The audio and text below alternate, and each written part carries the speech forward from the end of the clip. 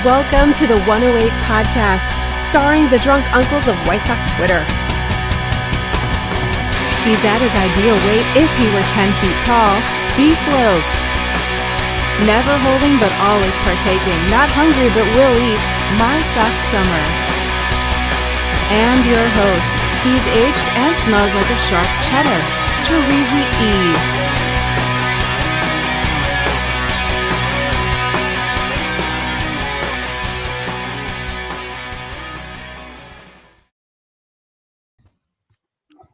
Thank you, Cornsey, and welcome to the From the 108 podcast. Get ready for some baseball, beer, and bullshit. And remember the drinking rules. If BeefLoaf says that allegedly, or that he wrote a blog about that, you drink.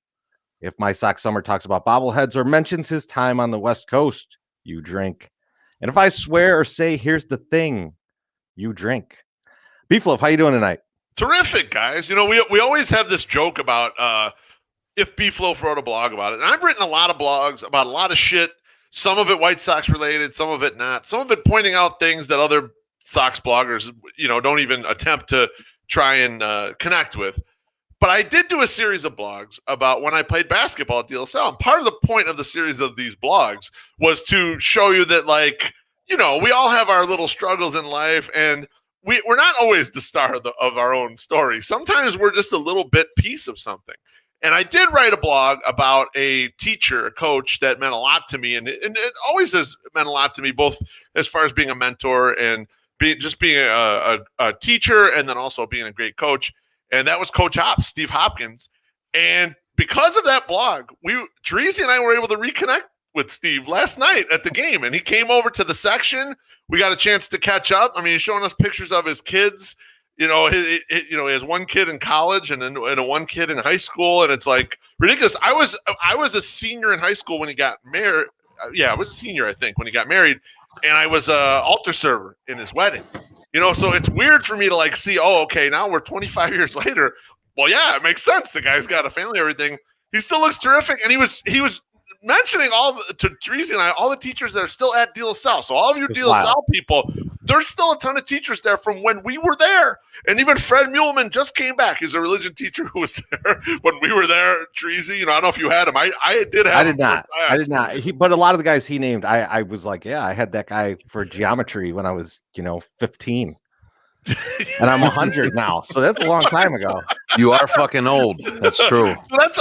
So sometimes you write a blog, it gets out into the universe, and it connects with a person you haven't seen in a long time. And I shared a terrific embrace with Steve Hopkins last night. I was so happy to see him. Such a great guy. Always was there for us, Terezi. I mean, like, throughout our high school careers, awesome dude. I was going to tell you about this here because I ran into him after the game. So I met his son, who's like a foot taller than me. Who isn't? And that's true. And as we're walking away, I said, yo, Hops, we got to get together for a beer sometime. I'll tell you about all the shit that was actually going on in high school. And his son laughed, and Hops said, we knew. I totally believe that. That's not a doubt in my mind. It's funny. He brings up the blog. We're talking about it a little bit. And he goes, those JV games sucked for us too. He goes, because I was hungover every single time I coached you guys. I'm like, well, yeah, now I realize this. But back then, I had no idea. I thought you were on your best behavior. This was some serious basketball shit. Apparently not. Apparently, I didn't want to be there. Bush didn't want to be there. No one wanted to fucking be there. And it was pleasing to me for him to tell me that they blew out those JV games. They no longer exist. You don't got to show up at the opposing gym at 9 a.m. the next day and play that stupid game when the heat ain't even on in the gym. So all in all, great to catch up with him. Great to talk to him. Hoping to look like you said, Treasy. We're looking to try and hang out again sometime soon with him. It was good catching up. Yeah, absolute great guy. And still one of my favorite stories in high school was, and I was going to talk about this, so I'll just skip to my stuff and my Sox Summer. We'll swing back to you because we're talking about the same shit. But when we were in high school, so like the buildings were under construction towards the end of my time in high school. So this is late 90s, and so they brought in trailers, like literal trailers, and you had classes, and some of your classes were in trailers. Yeah. So you basically mobile units. Yeah, they were in trailers. And so you basically walk out of the school through the parking lot to the trailers, and my one buddy like shows up late to class, right? And but like they're like, hey, where is this dude? I'm not gonna say his name. And where is this guy? And I see like from the back, one of the back windows of the trailer, I just see like all this smoke, right? And I'm just like, I know where this dude is. And so he comes in like 2 minutes later, just blazed. I mean, he looks like Tommy Boy right after he graduates. Fucking hair sticking up. He's just like reeks of weed, and he just comes in and sits down. And he was like, "Oh, sorry, I was in the bathroom." Just like, and so when I said Hops, you know, I'll tell you all the shit that was going on, and he was like, "Yeah, we knew." Yeah, obviously he knew. Like this kid just like he's not 10 years old. Like Hops was a grown ass man at that time. He knows what weed smells like. He knows a guy who's stoned out of his fucking gourd looks like. You know, it's like this dude grew up in this, you know, in the 60s and 70s. Yeah, I think he might have recognized what was happening. But I always love that story. I always thought it was hilarious to like just, you know, you're sitting in class and like you know, believe it or not, I was a good kid, you know. So I was sitting there and I just like couldn't believe what was happening in front of my. I mean, I was kind of good, but I couldn't believe what was happening in front of my eyes. I didn't do that shit. Well, I didn't do shit like that at school, I should say. You didn't get high at school? I was good at school. Usually. I was good at school. No, I got high at school. Not all the time. Not all the time, but you know, when it was available. Yep. Oh, yeah. Hey, maybe when it was available. Well, maybe we'll work that later into the show. We'll see. When your buddy comes to you and is like, "Yo, so and so just gave me a joint," and you're like, "Yeah, I'm gonna get high today, probably." Because you know, he just got a joint. School, like in like yes, yes, in high school. This is high school. High right? school, Okay, yeah. Government class. Because college, I don't care. Mr. Hecker, doesn't matter. Anything goes in college. I was So just high school. This was government class too. This was like U.S. history. Yeah, it was like Jamaican red hair, supposedly. It was not. No, it 100% was not. It was probably laced with something though, because we got incredibly high, so it was fun. It was good. It's good stuff. MSS, how you doing tonight, man? I'm doing good. I'm glad we're switching it up and recording the podcast on a Friday as opposed to Thursday. So this is. I hope that I'm glad everybody showed up in the comments and everything. Thanks to everybody for pointing out that I didn't know that it was Tuesday. On Tuesday, I live a very crazy life. I do a lot of things. I pack a lot of things into the hours I'm awake. So, but yeah, no, you guys, that was awesome. And I'm looking at my notes and I'm thinking, Teresi, we forgot to talk about this. So we're not going to do what I was going to do, which was announce the guys that won the autograph thing for Scott Pasednik. So we will do that later. We will put that out tomorrow morning. So that or tonight. Put that out tomorrow. Maybe it'll be tonight. And we'll get in touch with the people that won that contest. And we will get you those passes. There's 2 VIP passes from the good folks over at the Collector's Cave. They are hosting Scott Pasednik at Buffalo Wings and Rings tomorrow morning. And it is almost a fucking sellout. So get ready. Wow. Pretty good for Scotty Pods. It's Saturday morning, right? Yeah. Not tomorrow morning. Nope. So, see, I've already fucked myself up already. Beautiful. John, yes, the smoking popes fucking rule. So How dare so you. yeah, your guys' teacher last night, like he was busting your guys' chops back there. You guys were giving each other shit. Then you guys exchanged phone numbers, and I'm like down there, like third wheel guy that don't know what the hell's going on. And he smacks me. He goes, "You're pretty good on that shit too. All right, have a good one." And I was like, "Thank you. I appreciate that." It's like I understand. You don't have a connection with me. I wasn't high in your government class, but yeah, I appreciate you telling me what's going on. So yeah, no, it was. I don't really have much else to add. It was just been a very crazy day trying to get everything ready for this weekend, which we'll talk about later. And it's looking forward to the weekend. So my Sox summer, you mentioned that he kind of slapped you on the back and gave you and I had a boy and all that stuff. When I was a senior, I had a full full calendar school year class with him, except the first half of the year was U.S. government, and we had to pass the Constitution test. To graduate. Yep. The second half of the class was completely meaningless. There was really nothing. So what we would do every single day, I kid you not, is he would let me ask a topical question about absolutely anything, and then the whole class we would go around and talk about it. And then the second half of class, he'd put on Ren and Stimpy. I shit you not. This was every single day in this fucking class. He'd be like, he'd call it BeefLoaf. What's the question of the day? And I'd have some shit. And that's why I've always got a question for you guys about all kinds of stuff. Because my brain was working like that back there when I was 17 years old. And so he was a good dude about even just letting it flow like that. He knew it was meaningless. Just like, fuck it, let the seniors chill, and we never had no problems. Speaking of questions for the group, I got a show poll for you dudes. You guys ready for this one? Fucking Let's do it. All right. I want your favorite Nirvana album. And I'll start with Beef because I know what he's going to take, and that's fine. God, man, it's a tough question. But, I mean, for me, it's a no-brainer. I'm going to go with In Utero. I loved In Utero when it came out, and I just love there's a lot of dissonant sounds on In Utero, whereas like some of the other records are a little more polished, a little more rounded out, a little more perfect pop music. There's a lot of like noisy bullshit tracks on In Utero, like Milk It or radio friendly unit shifter. Some of that shit on there that I really like. That kind of doesn't exist on materially the other albums. So I'm gonna go In Utero. Beef, they recorded that extremely fast, right? That's the one with Albini, right? Where they went up to Minnesota or Wisconsin or something like that and got a house. Yeah, and recorded it really quick. It was like less than 2 weeks, if I recall. Like they recorded it in like 10 days or something. And the weird thing is too, they took the 2 radio tracks. They took All Apologies and they took Heart Shaped Box and they sent them off to Scott Litt and had him remix those, right? So if you go back and you can go back now and listen to the Albini mixes, which I think are actually better. They should have just fucking left them because those are pop songs regardless. But it had kind of the noisiness and the big drums and all the shit that Albini's known for. They should have fucking left that shit the way it was. Yeah, and I agree with you, John, in the comments. Serve the Servants is a terrific song as well. It's a great album, in my personal opinion. Yeah, great.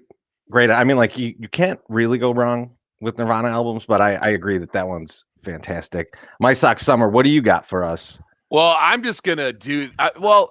This was probably my second favorite Nirvana album. In Utero is probably my favorite. I'm gonna go with the one that you're probably gonna pick, Treasy, and I'm gonna take Bleach. Because it's got literally the most songs I think that the bands that I was in played. Like we'd play Molly's Lips, and we'd play Sliver. We would play like these easy songs, but so catchy and so poppy, and very raw. So those are the like Molly's Lips is still one of my favorite songs to this day. Like I just love that, and About a Girl's on there too. So yeah. I'm gonna go with Bleach. There's some wild ass lyrics on that album. Like that's like you go back and you're just like, yeah, Kurt was fucked up. Like Bleach sounds absolutely terrific for being recorded on an 8-track. I'm pretty sure it's an 8-track recording. It's like no fancy shit. It's like they went to whatever the Sub Pop studio was or whatever the fuck and got it on 8 tracks and made all that sound out of it. It's kind of amazing, actually. Beef, who's the dude who's on the cover? He's the guy who kind of funded it. I forget his fucking name. And he's in like every band. He's like he played with Soundgarden. He played like with Pearl Jam and all kinds of bands. Like early on, I think he put the money up. And he wasn't great. And then he became like an Army Ranger or something. Yes, the drummer, right? The original drummer. He played guitar in Nirvana. He was the other guitarist in Nirvana, I believe. And then he was a bass player in Soundgarden. His name's like Justin or Jason or something. Jason Everman or something. Yeah, that might be right. I would say the guy bounced around a bunch. But yeah, he was like, if you look up the bands that this dude was in, like he wasn't there for any of the greatness in any of these bands, but like he was in every band that became huge from Seattle. Like it's wild. It's Jason Everman. Yeah, yes. You had it. Nice call. Yeah. No, I just looked it up, and yeah, he was. No, I said that a moment ago. Is what he's. Oh, I thought you said something else. Yeah. I thought you said something else. No, but he wasn't sure. I'm glad you confirmed. I needed it confirmed. That's terrific. Yeah. Yeah. No, and he is a special forces guy over in the Army. Crazy. So I mean, I have to take this album. Like you can't leave this album off the poll. I'm gonna take Nevermind, obviously. Yeah. So I mean, like. It's a fantastic album, and I think I don't know that the content of the album is the best content that they put out, but it's the most important album they put out.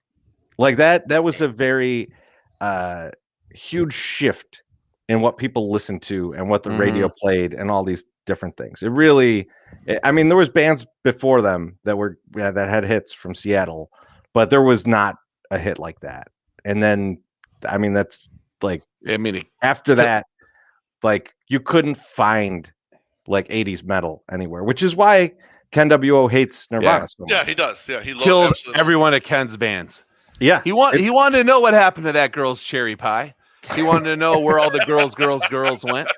He wanted to be, rocking around and doing this thing and looking what the cat dragged in. Yeah, he wanted to do all that stuff. Dude, In Bloom is a great track, and so is Polly, and they sound so much different than each other, and they're both on that same record, So like there's a lot of versatility on that. On a Plane is a great album, a great song at the end, kind of the end of the album there. Like it's not even just all the radio hits. Like I heard, it's kind of funny. We're coming back from Des Moines, and we put on Sirius, and we must have had one of the alternative channels on. They had Lounge Act on. You never hear Lounge Act on the radio. It's like the 11th most heard song on that album. Where the fuck is Breed on that album too? Yes. Breed is on that album. Yes, Territorial Pissings. Like there's some great songs. Used to play Territorial Pissings back. We used to play Breed.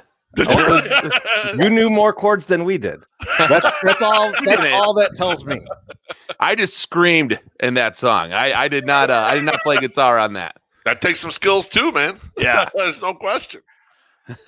I was laughing. I was listening to Dave on the guest list podcast, and White Sox Dave. Oh, White Sox. Oh, okay. And apparently, like he's supposed to play live with the band that the guy is in that hosts it. I forget the name of the band. That's Foxtrot something. But Dave is going to play a song live with these guys, and it's their like first show back after the pandemic, and it's like opening for Cheap Trick. So there's going to be like all these fucking people there. Oh, nice. And I was thinking to myself, you should play Territorial Pissings because you need like one finger. You could get this. I can't wait till we hear the story of Rick Nielsen punching White Sox Dave in the fucking face.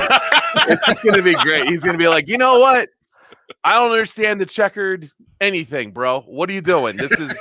Are you a skateboarder or do you play guitar? And then he's going to be like, who the fuck are you? And he's like, I'm White Sox Dave. And he's like, bam, right in the face.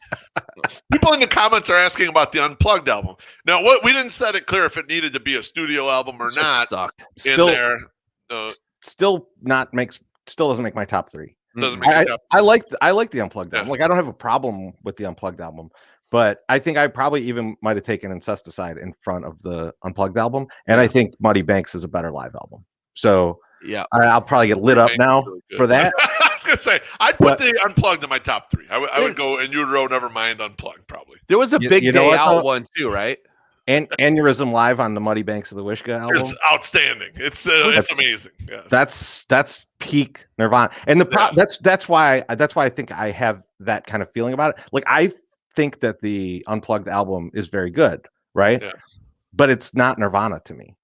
Like Nirvana is like guys throwing themselves around the stage, guy hitting himself in the face with his own bass, like Dave Grohl going absolutely nuts behind the kit with just a fucking hair flying all over the place, playing and brushes. just like right, like it's amazing what they did. Those songs all sound great, and they weren't written for that, and so it's a tremendous accomplishment, but it's not Nirvana to me. And so that's the thing. Like what I want out of an album is something that reflects what you do live. Yeah. And so while I enjoy the Unplugged live, that wasn't a show.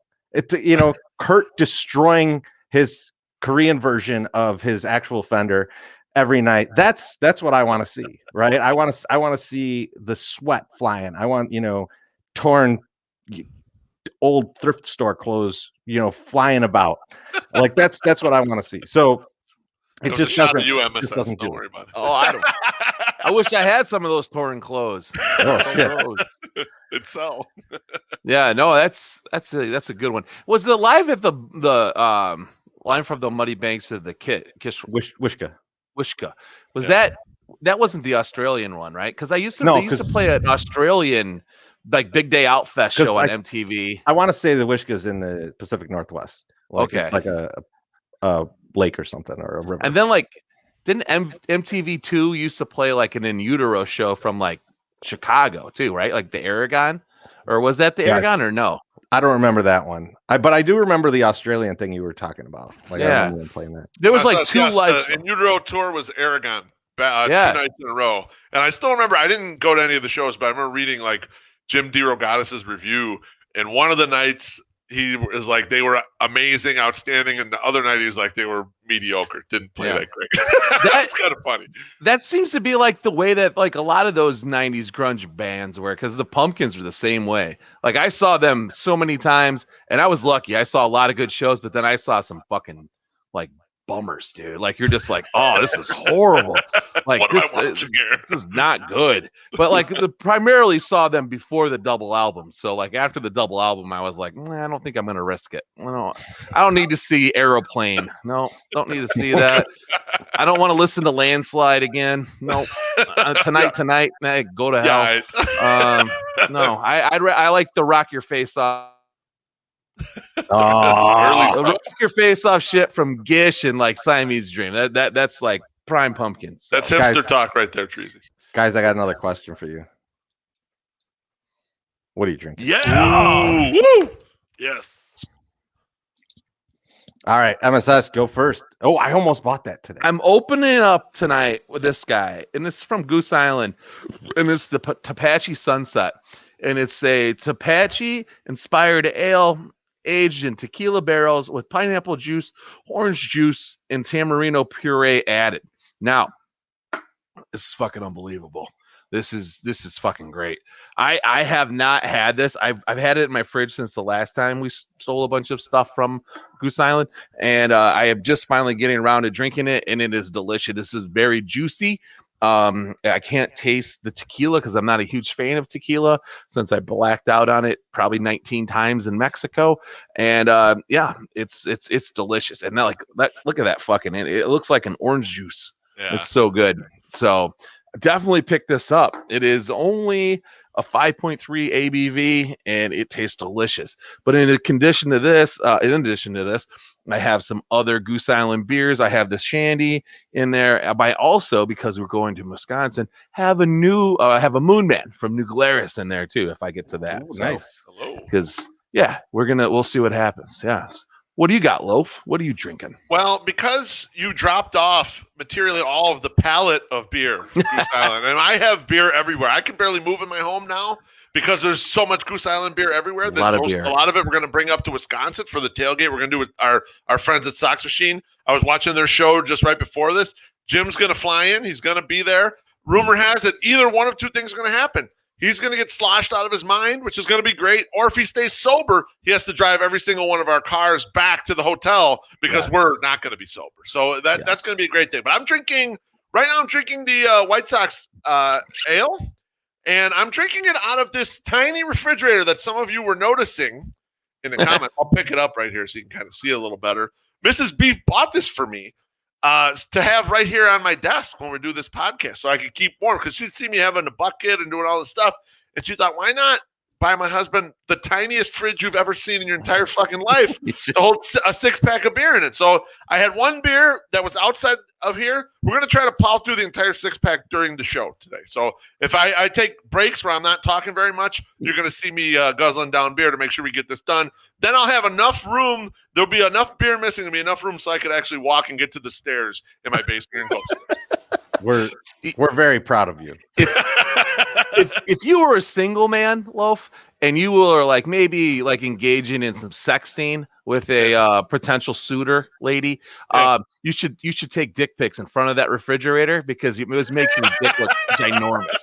Like it could just be like, they're like, holy Christ, look at how this man is hung. Because look at the Frigidaire in the back. It looks tiny next to his crank, you know? So he's hung and he has giant pubes. Yes, he has dreadlocks. Terezi, what are you drinking, baby? I picked some of these up today. The let me see, the Apollo Hero. Oh, nice. From Rev. It's a hazy IPA, quite delicious. I'm enjoying the hell out of it. It's part of the. I got a League of Heroes 12er. My Sox Summer. I did not get the sours. I cannot do. Oh man, you should have. I cannot do a podcast of all sours. I would. Probably my mouth would fall off. You'd pucker up. I tried the strawberry rhubarb one, and it is very reminiscent of the Belgium Red, or the strawberry rhubarb rather, that you would get up in from New Glarus. It's very similar. It had a just different bite at the end. So somebody just beeped their horn really loud outside. So I was like, pause for a minute, because I thought it was a kid yelling, but it's a horn. So, it's a horn. Yeah, I'm good. I'm good. I'm guessing it's from a wonderful Mazda, which we should probably talk about right now. Hell yes. Last Tuesday, the girls and I went to Orland to make a donation at one of our favorite thrift stores. Not sure if you ever been down on the 159th Street Loaf, but there are tons of car dealerships on that road. And when you get down about 88th, you got to keep your eyes peeled, because you're about to see some of the best damn looking vehicles you've ever seen. They have new CX-30s, CX-9s, CX-5s, Mazda 3 sedan, Mazda 6, and Mailman Jack's favorite, the Mazda Miata. They're in all the colors: black, white, gray, sonic silver, and even red. That's classy. Add in their pre-owned cars, and that's one hell of a selection.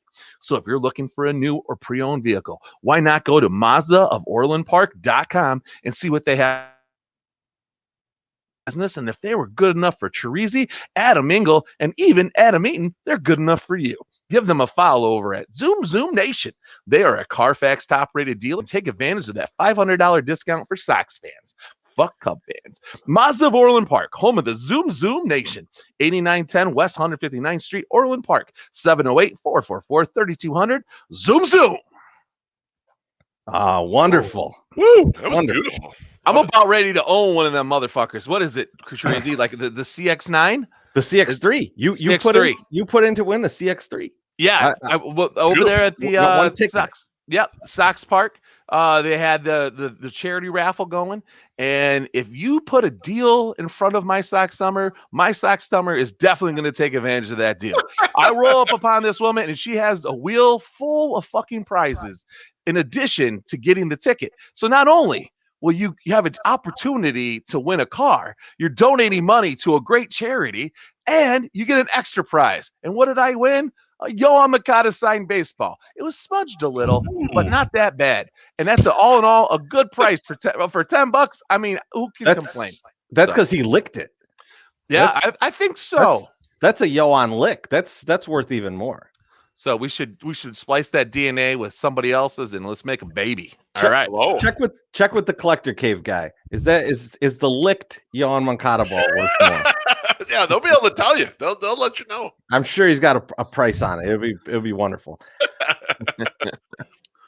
Fellas, I think we might want to do some baseball talk.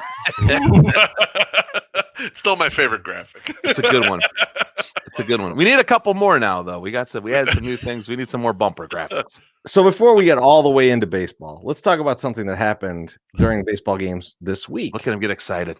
Beef is pumped up. Beef, you won Sox Math. Why don't you tell us a little bit about what happened? Because me and MSS were partying at the game. We didn't. So we didn't see any of this. We were not privy to what was going down. So to walk us through it, and then we'll maybe get to your video. We were under the assumption that you were working hard, but it seems like you might have been hardly working to win Sox Math. How dare you? In my defense, I was. So as I told you guys, I put in the message, like, you know what? I should probably do some work or whatever. And it's not, I've slowed down. I was working a lot, not Teresi a lot. He's an animal. But I'm an old man. I can't work like he works. And then I don't want to do that. But I've been working a lot and then slowed down a little bit and still slowing down. It's a manageable level now. But I just had a day. I'm like, I just need a day to get some shit done or whatever. Knock out a few things. So I thought, okay, I'm going to watch the game, get my laptop here. I'm going to be working. So that's what I'm doing during the game. And I'm working on it, and I hear the Sox Math, the little music. So I grab my phone, I scoop it up, and I'm like, all right, let's just pump it in. Let's just try it. And when they give one where it's not that hard, like where you don't have to dig into Baseball Reference to find some obscure number, those are the ones where I have a shot. If it's some shit that recently happened and I can quickly fucking do it in my head, then I've got a shot. If you got to look it up in Baseball Reference, by the time I look it up, I'm in 78th place. I get one of the equations wrong. My number's like 40 off or whatever the fuck. So I fire in what I think is the right answer, which was 98. Okay. It was a Gavin Sheets related question. And so then I don't think anything of it. When was he born? 98. I put my phone back down, right? I'm working on the spreadsheet or whatever. And they bring back, for the Sox Math answer. And before they put the graphic up, Jason Benetti says, the internet is going to be abuzz with this winner. And the second he said that, I'm like, I fucking won. I know I won because I'm the only asshole like he would say that about, because he busted my balls one other time when Jordan Lazowski beat me by one spot. I finished second, and he made fun of me a little bit, like, for finishing second. So I look up, I'm like, oh shit, I got it. So I reach for my phone, and I'm like, I got to take a screenshot of this. And so I shoot it. I take a picture of my TV, not really a screenshot. And then I tweet it, and I put easy game, kids, And then my mentions are going fucking berserk because people are like, first off, people are probably wondering how the fuck did I win? Should I be sitting next to you guys? Which I was not. I was sitting in my house. And then like I get back to working a little bit, and the anxiety sets in of I gotta think up a fucking video for tomorrow. I gotta put a video together, And a few minutes later, I got a DM from Jason, which Jason already follows me from winning Sox Math in 2019 before the videos and shit. Fancy. Yeah. This was a long time ago. I won opening day 2019. He messages me and he's like, here, send the video to this email address, blah, blah, blah. Make sure he goes, no logos or anything. You can't really promote stuff. He's like, and make sure that everything you say are things you could say on TV. So that was the thing that scared me, right? And I felt like this is probably what everyone gets, the warning everyone gets. But I felt a little extra offended because he knows us, and he thought, no way these guys are going to keep it clean. So then I'm thinking even more about, like, what the fuck? What am I going to say? And I'm like, and people are hitting me on Twitter. Oh, hot tub's got to be hot tub, right? So I'm like, I'm just going to sleep on this. I'm not even going to think about it right now. So I finished doing work stuff, watched the game, which was a super fucking exciting game. Awesome. The Sox come back, get 6 runs in the 8th, and the Pito home run, and the big Andrew Vaughn single and all this shit, Wake up in the morning, I'm like, okay, a couple ideas came to mind. I had one idea that was not in the hot tub, and I recorded a couple versions of that. And then I'm like, well, I got to record a hot tub one. So I recorded a couple versions of that. So in total, I had 6 videos. I sent all 6 videos to the email address. And I assume it's like some production person on NBC Sports that's catching these, right? And I said, look, use any one you want, whichever one you feel safest with. Here's batch 1, here's batch 2. The only one, don't use this particular one because of this particular thing. I don't want to give away what the fuck it was, because we'll eventually show it, on the blog or somewhere later on. So then, like all day, I record all this shit, I send it in. All day, people are like, I can't wait for BeefLoaf's video. And now I'm getting really fucking nervous. I don't get nervous about any of this shit, right? I don't care, right? We do some shit, and to me, it could go sideways, and people make fun of me, and I love it, right? But I was nervous about this. I was like, man, people are really expecting a fucking performance out of me here. And it's like, there's been some good Sox Math videos. I don't know where everyone's calculus lives. Yeah, exactly. White Sox sells right. I was nervous and horny at the same time about the video coming out, So we're at the game, and this is the next night on Wednesday. We're going to show the video last night, and you guys, last night, and you guys are plotting all the ways we could watch the video live. And inside, I'm like, I do not want to watch this live. I want to just not even see it. I don't want to be anywhere near it. All this stuff. And Treasy pulls it up, and he's like, "Wait a minute, they didn't show it." And then you rewound a little bit on the live thing, and I was like, "Oh, okay, here it is." And I'm like, I couldn't believe they picked a hot tub video. Obviously, I have no clothes on. I have just my trunks. And White Sox Dave tried to say there's my balls floating there. It was not. I have trunks on at least. And I couldn't believe that. It looked like your balls were floating, though. It really did. It did. I couldn't believe they picked that one. And you two were like, no, they would be nuts not to pick that one. Who wants you doing anything else but being in the tub? This is like the good content or whatever. And then so after it kind of ends, Treasy takes the phone and he cups it so he and I could hear what Stoney and Jason are talking about. And Jason says, I wonder if that hot tub has a time machine and we could go back to a time before we saw that video. It's like, guy totally bodied me, So I felt much better. Like, okay, they're having a lot of fun with it. Fine. Then the responses are coming in on Twitter, and my mentions were a fucking mess. I had to eventually close my phone. I can't respond to all this shit. I want to watch this fucking game or whatever, So I get home, and it's like I'm still wired from all this attention I'm getting. It's like 11:30 at night. I get a DM from Benetti, and he just DMs me, superb video. So that meant a lot coming from Jason. See, I when you said I can't believe they played that one, I was like, that Jason watched all the videos and then wrote notes of what he was going to say for each one, and this one is just gold. It's the easiest one to fuck with. So you did mention it.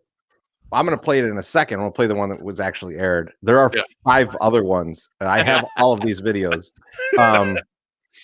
Every 25 followers we gain on YouTube so we get to 850. That'll be the first one, and then every 25 after that, we'll just release another video. So get your burners out. Go get your friends. Follow us there, and we'll start dropping these. I'll try to drop early in the one that you told them not to play, because I think we can. I don't want to keep that one hidden too long, because I got a kick out of that. I did that one mainly for whoever was going to get the email, because I knew they can't play that one, but I thought they might laugh, so I was like, I'll just do this one as a little cookie for everyone else to put this together. So here's the video, and then me and MSS will critique it. So let's. Good evening, White Sox fans. Sox Math is an institution in White Sox fandom. But in the spirit of constant improvement, I got 3 points to help Jason make Sox Math even better. Number 1, put the question on Twitter. Number 2, use some pop culture references. And number 3, we need Sox Math merch. In fact, I'm not putting on any clothes until we have it. Back to you, boys, with tonight's question. So beautiful. I like that they told you don't promote anything, and you're like, I'm sneaking 3 things in there.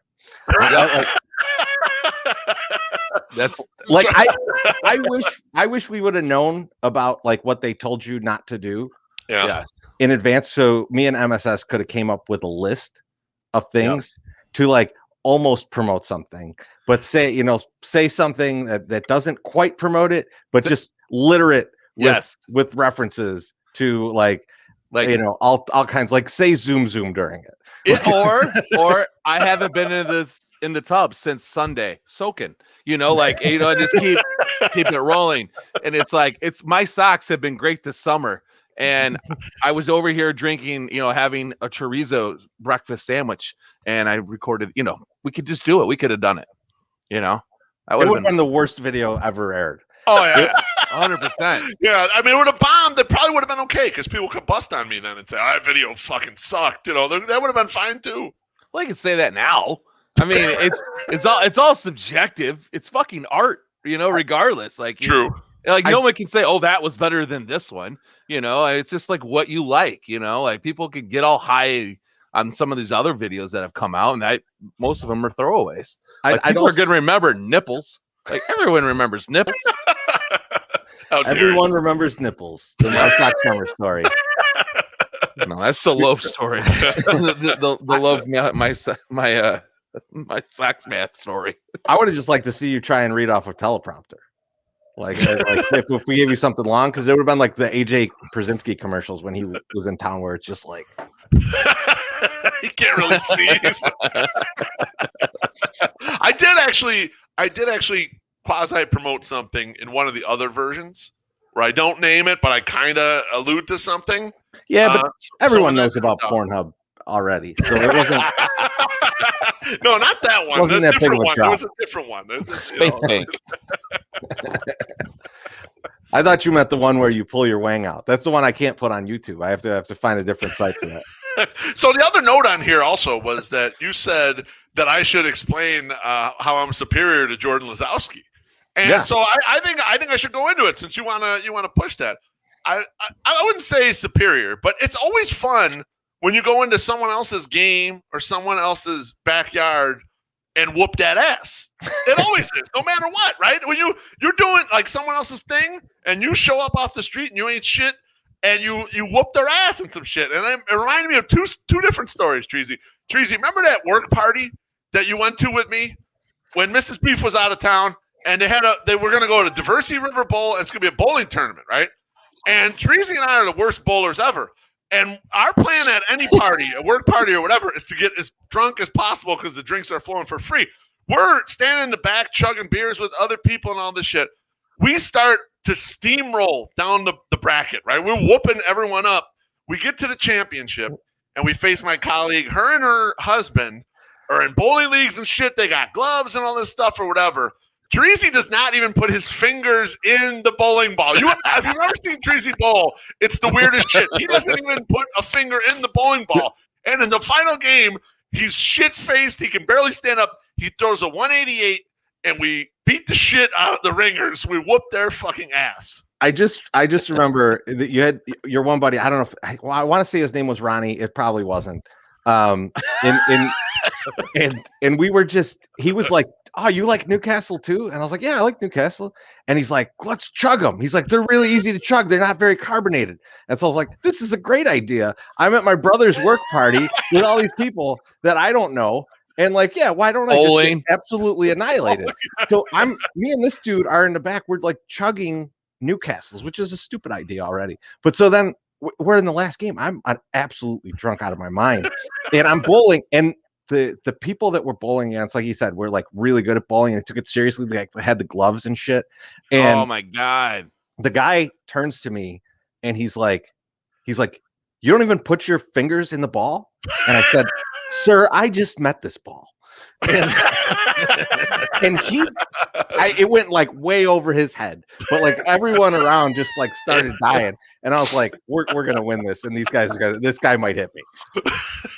Remind me of that story like that. And then another story, we're at Shinnick's. We'd go to Shinnick's on Thursday nights and you'd have the $10 kitty or whatever back in the day. You remember this shit, Treasy.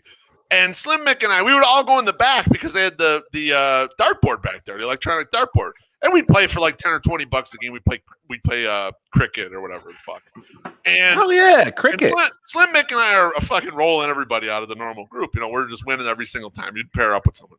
And these ringers come in there and they got their own fucking darts. And Slim Mick and I are using the house darts where like shit's missing from it. They're bent and all this shit. And we're like, there's a piece of gum on one. Yeah, they're like, well, we want next game. And Slim Mick and I are looking at each other like these fucking assholes or whatever.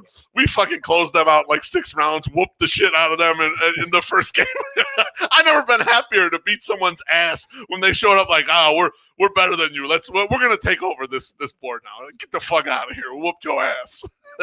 That's the kind of shit I love. So Sox Math, when I'm beating up on these guys, and Jordan's my guy, you know, but you held Jordan up to a high standard there, Treasy, but he's been beaten in the final by Joe Reese's twice. So maybe Joe Reese's should be the standard by which we put this thing. I'm not sure. I don't know. What do you think? I like it. Let's up the ante. Can I do my little spiel here? Because I wrote something out. I was waiting for your critique. Yeah, let's do it. So I'm actually going to mute myself because I'm so excited for this. This Jordan versus Loaf thing is basically nerd on nerd crime. Like, that's what it is. They're just two nerdy guys that are just fighting it out with each other. If Loaf was younger, he know all the quick video editing tricks and whatever, like Jordan Day when he's playing video games and all that stuff. But we weren't around for that. We remember we grew up in a world of like homemade porn and like sex tapes. And if you had a tripod, that was basically professionally shot. So people legit just put up a camera back in the old day and balled. There was like no editing. There was no like close-ups. There was no zoom-ins. There was none of that. It was just like, you just see him in the corner of the frame, just like going to fucking town. Okay, you see all the pimples on the guy's ass. Yes, basically, this is what Lowe's video was like. And what he didn't have the skills, what he doesn't have the skills for, like as far as editing and all this stuff, he made up for with content. He provided 6 motherfucking versions. It's just like, listen. I'm just like, I don't know what to do that well, so I'm just gonna do it 6 ways. Let's see what comes out. And I'm not gonna mention what I wrote there because I'm not gonna talk about it. His Sox Math video, and I'm serious, is the Tommy Lee, Pamela Anderson sex tape of Sox Math videos. It's not well shot, but the best audio, not the best audio, but the content is 100% amazing. So good job, Loaf. Thank you, buddy. I appreciate that. Oh my You're God. the Tommy Lee, Pamela Anderson sex tape with Sox Math. So that's it. I was so proud this morning when I wrote those words. I wanted to send them to you guys, but I'm like, no. The laughing that they're going to experience when I'm saying it, it's going to be well worth it. So it's going to be great. The comments right now are going nuts. I can't even. I want to put all these up. They're all great, but they're just too ridiculous. Guys, just start screenshotting these and just tweeting them out because, like, out of context, these are going to be even better. So much fun shit. Well, thank you guys. I appreciate all the well wishes. I actually tweeted that out last night too. I was like, I appreciate all the encouragement for my video because I thought it was funny because Aloha Mr. Hand in the morning. I'm telling you guys in our group chat, like, yeah, I filmed 6 videos over. He's like, oh, did Bonita Stakey film for you? I'm like, fuck no, this was DIY shit. I did this shit all by myself, man. I'd set up the camera, do all this, positions, props, all that crap was all on me. And it's like, that's kind of the 108 way, man. People, yeah. I forget someone, I think it was when K-Fids came into town and he came in the backyard. He's like, oh, this is where the Sunday soap goes and all this stuff. He's like, he was asking some question and we're like, no, it's 3. We're in the hot tub. The computer's over there. What are we going to do? Like, how the fuck are we gonna do? We ain't got no team to do this shit. Like, this is 3 idiots doing this, Man, if we had a team and that was our final product, like, man, that's really lackluster. That'd make us look even worse. The best thing that's ever happened to the Sundays, 2 best things, is that Tracy got on StreamYard to get the countdown so he could get into the tub. So you don't have to watch one of us get in the tub. And the second best thing is that Quernsey goes and turns it off for us while we're in the tub, so we don't have to get off. That's the best technology we got. It's absolutely the best. Jeff Passan hated it. Fuck Jeff Passan. How about that? So, hey, Treasy, did you critique it? I did. You already critiqued it. What my critique of it was, other than Beef's beautiful balls on display, was that I thought he should have gotten more references than just the 3 things. Like that was my critique. So better luck next time. You should win in the next week or 2 again, and then we'll see what video you come up with. Beef, you know what though? The thing that you mentioned to me that blew my mind was after you won, that people DM'd you and were like, do you want me to do your video for you? And it's like, do you know who this guy is? This guy, like, there's not a person that likes to be topless on video more than the BeefLoaf. Than me. Like, that's so exactly right. These people obviously couldn't have followed you. Like, there's no way they knew who you were. They must have no clue. They must have just saw and it's like, this person won. Even if you did, even if you had no idea who you were, right? Yeah. And you look at the name you have on Twitter and you said, Mr. Delicious 13. This guy's probably embarrassed to be on video. Get out of here.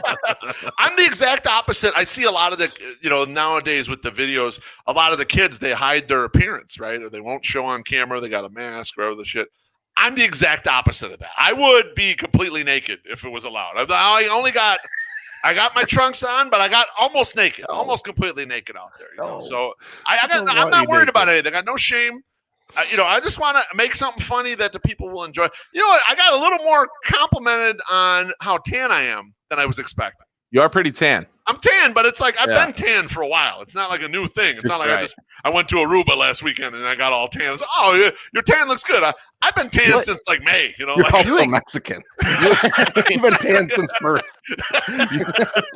Like, were you expecting people to like be monitoring how tan you were 2 months ago versus today? Like, I mean, like, what are we supposed to be paying attention to you constantly, or what are we supposed to be doing? If you can, obviously, of course. Well, no. You know what, my Sox Summer? I'll tell you why it's weird. Because if you've been following along, you've seen Beef topless for months now, or probably years, right? Yeah. So that compliment could have came at any time. But if you weren't following along, that means that someone who you just started following, you're like, great tan. Like, is that that's a strange start. That's a strange start to the conversation. You know, you got quite a tan there, sir. So my little critique, and this was just real quick, because I know we're like almost an hour in, and we're not even halfway down the agenda. So much to talk about. I haven't even talked baseball really. Initially, I was like, man, what the fuck, dude? You didn't mention 108, no mentions of us. And it's like, how dare you? But like after a nice rest and some reflection, that's the genius of you, BeefLoaf. No, it wasn't the perfect marketing video. Anyone that has branded themselves BeefLoaf, like you refuse to change your name, your Twitter handle to BeefLoaf. You know, it's like we're not dealing with a guy that's looking for marketing. He's looking to make a good statement. And who am I to complain? So I can't complain about that. You've charted your own ship in these Twitter seas, and you are the biggest like whore among us, biggest following too. So you know what you're fucking doing. Making the video of how Sox Math thing could be better is classic loaf, because you're always evolving. You're always offering up advice and always making things about others. And when they make a change and offer up Sox Math shirts and, you know, merch and all that stuff, you're going to take all the fucking credit. So I applaud you. Right, and that's going to be, you're going to come full circle and you're going to be like, I helped you, but it was my idea. So fuck you. Yeah. It is like, that was mine. You know what? It. My Sox Summer, you bring up the whole marketing thing, and what I think maybe what I realize from doing this all is the best piece of marketing is me showing up for the first fucking second of that video with the razors, the fucking hair flowing in the hot tub. That right there was enough this is 108 shit right here. And everyone knew it. You don't need to do anything else. You don't have to be over. We've been very subtle with a lot of marketing things we've done. You know, I don't even want to bring them up because they got embedded nice and easily, and we didn't have to say shit on a lot of things that we've done out there. So I thought something like this, I wasn't going to try to push anything in particular. I was just going to let the 108 thing flow out there. I just thought, let's just make this as 108 as possible. In the other version of the video, it's like that too. There's like the subtlety to it. I didn't want to go too overt. Well, when we go on other people's shows, we'll go overt and fucking blow up their show like we did on Sons of Hunter. Yeah, MSS. You know what? Before we jump into the next thing, T-shirt idea. Black shirt, of course, always black shirt. Little name tag. My name is Mr. Delicious. Mr. Delicious. That's it. Tell us how much you'd pay in the comments. All right. 13. So the next thing we want to talk about is the past week, right? So the Sox played the Stros and the Twins. They beat the Stros in the series. They split with the Twins. The Twins are falling apart. I'm loving every fucking second of it. Let's talk first about the Astros series. And let's ask the question, can the Sox beat the Astros in a playoff series? And Beef, I will kick to you first. Okay. Let me know what you think about this, and so I could disagree. I have notes for both. Okay. Okay, sounds good. So we attended the weekend series. My Sox Summer was too busy on Sunday, even though it was a critical game. Carlos Rodon on the hill. He couldn't make it. He was too busy with his personal schedule. Anyway, I tweeted this out as soon as we got back to my house, Treasy, right before we ordered some buffalo wings and rings and just chilled out and kind of, got loosened up after the weekend. I tweeted out from the 108 account, the White Sox varsity SPs were 2-0 against the Astros. They outscored them 14-1.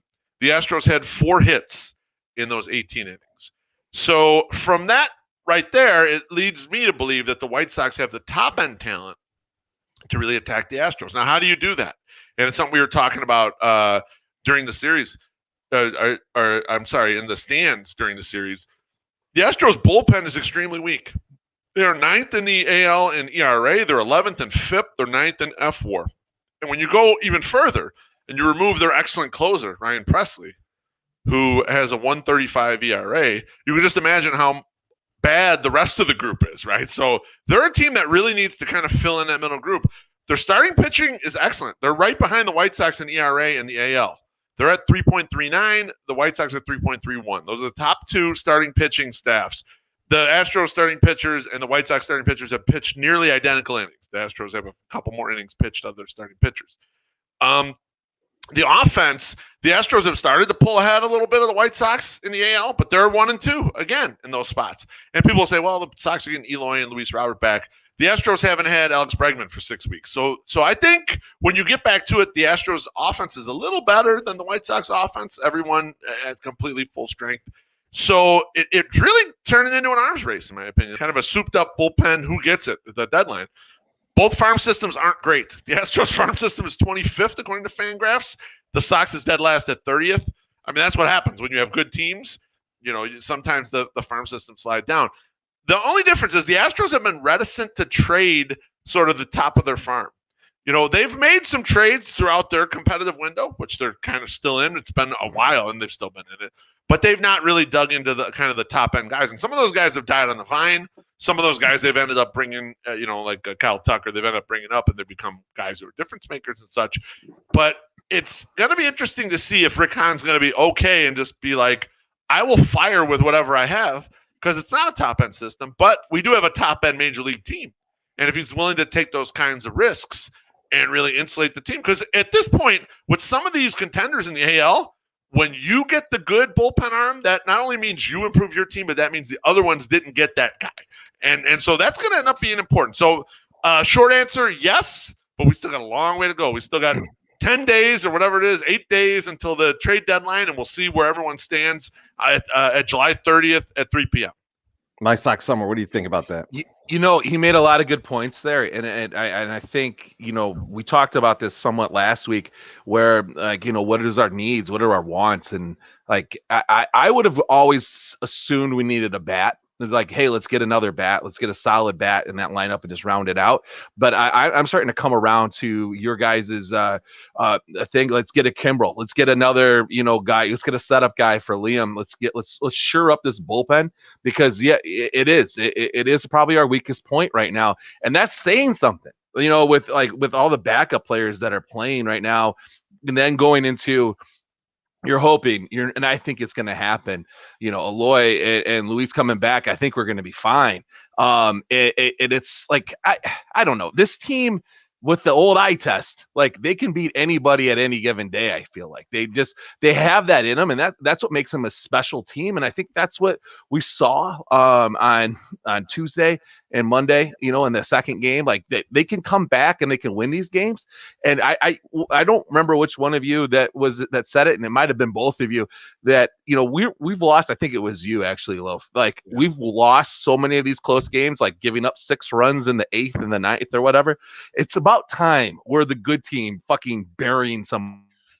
Yeah, exactly. I said I've seen what a bad team looks like. A bad team who loses these games, because we've been watching them for all these years. That's how I knew the Twins were going to get walked off in that game too, because I'm like, that looks like a bad White Sox team that's about to lose a game they should win. And it is, you're right, it is time we're on the right side of that shit.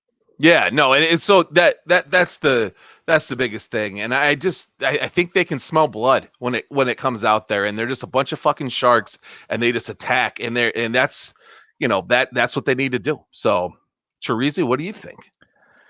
So I'm a little pessimistic on this, guys. So Oh. here's the thing. Both bullpens are crap, with the exception of their closers, right? Like, so as you mentioned, Beef, the bullpens are not great. I think both of them have above 4 ERAs, and that's, again, with both of their closers being very good. And so both teams need help. I think that the Astros are looking much more at a win now situation than the White Sox seem to be. The Astros want to get rid of all of this cheater talk bullshit, right? Like they want to get past this. Right. And I think they're going to be willing to go out and, even if it's not spending prospect capital, I think they're going to be willing to take on money.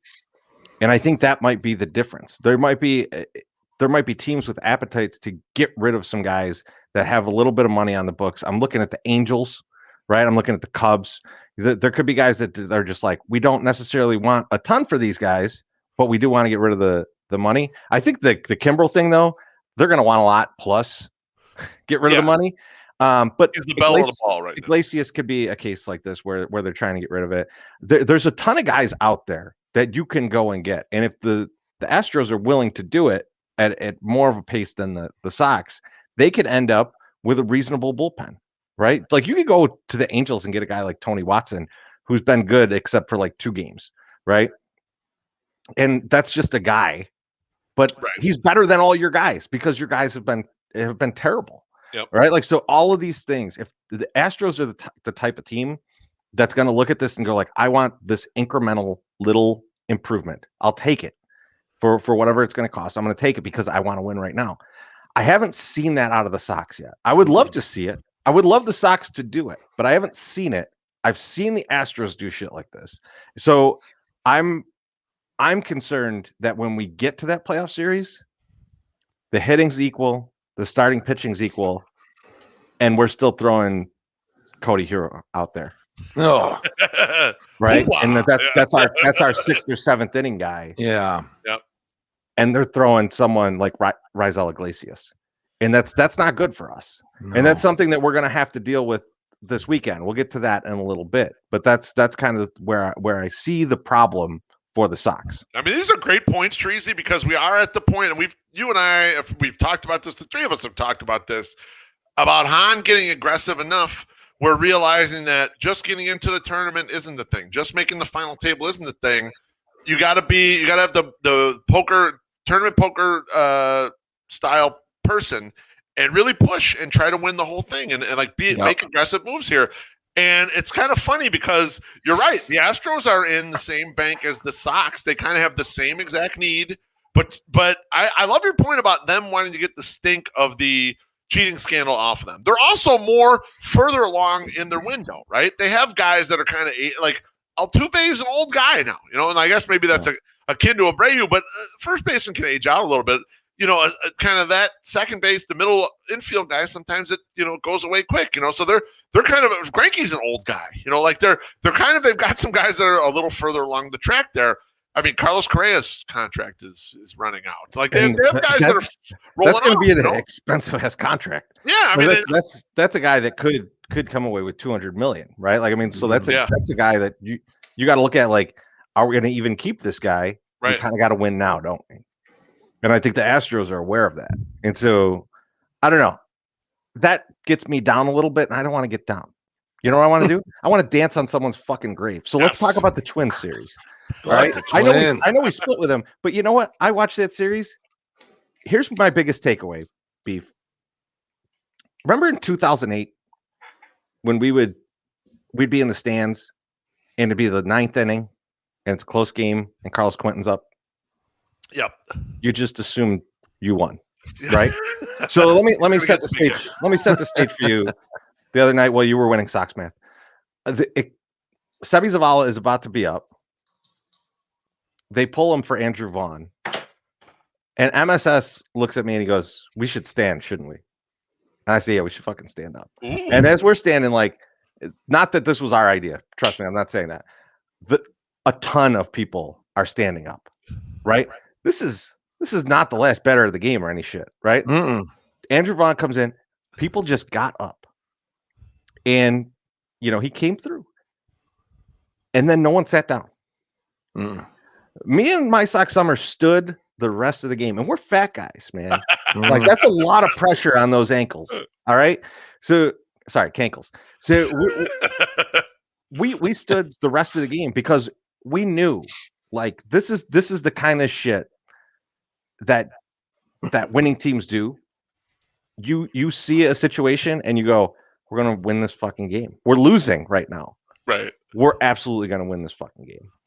right? And that was that moment, and that really made me feel back to that. I remember in 2008 at the end of that season when Alexi came up, I was like, this shit's over. Everyone was already standing. We're like, we are going to that extra game. It's gonna fucking happen. The blackout game, I don't think I sat at the blackout. Oh, yeah, we stood Yeah. And that's the kind of thing that I'm starting to feel in the stands. Yeah. And it was nuts. It's fucking nuts. You see the team losing by like, well, the other night, I mean, we ended up losing last night, but like people weren't leaving because people were like, we could still fucking win this game. Like, exactly. it's a weird vibe. And you know what the other side of that is you're playing the Twins and you're going, fuck this team. They suck. And so my question to you, both you guys, is how done are the Twins? And what does it look like in 2022? Right? Like how done are they? Like, are they done just like, they've had some injuries this year, some of the young guys aren't coming through. But 2022, what are they? And my Sox Summer, I'll start with you and just kind of give me your impression of what the direction the Twins are going. Well, I'll echo your statements there. I feel like it wasn't a bad series, and I feel like they only had one game, and it was poor performance, and that was last night. Like they didn't do it. And plus, you got Dylan Cease, and that's where it gets weird, right? Because you're not sure. Sometimes he's gonna have a good game, and some days he's gonna have a bad game. So. Yeah, sorry, Josh. I've been fucking going all day. And that was very unprofessional, and I need to apologize for that.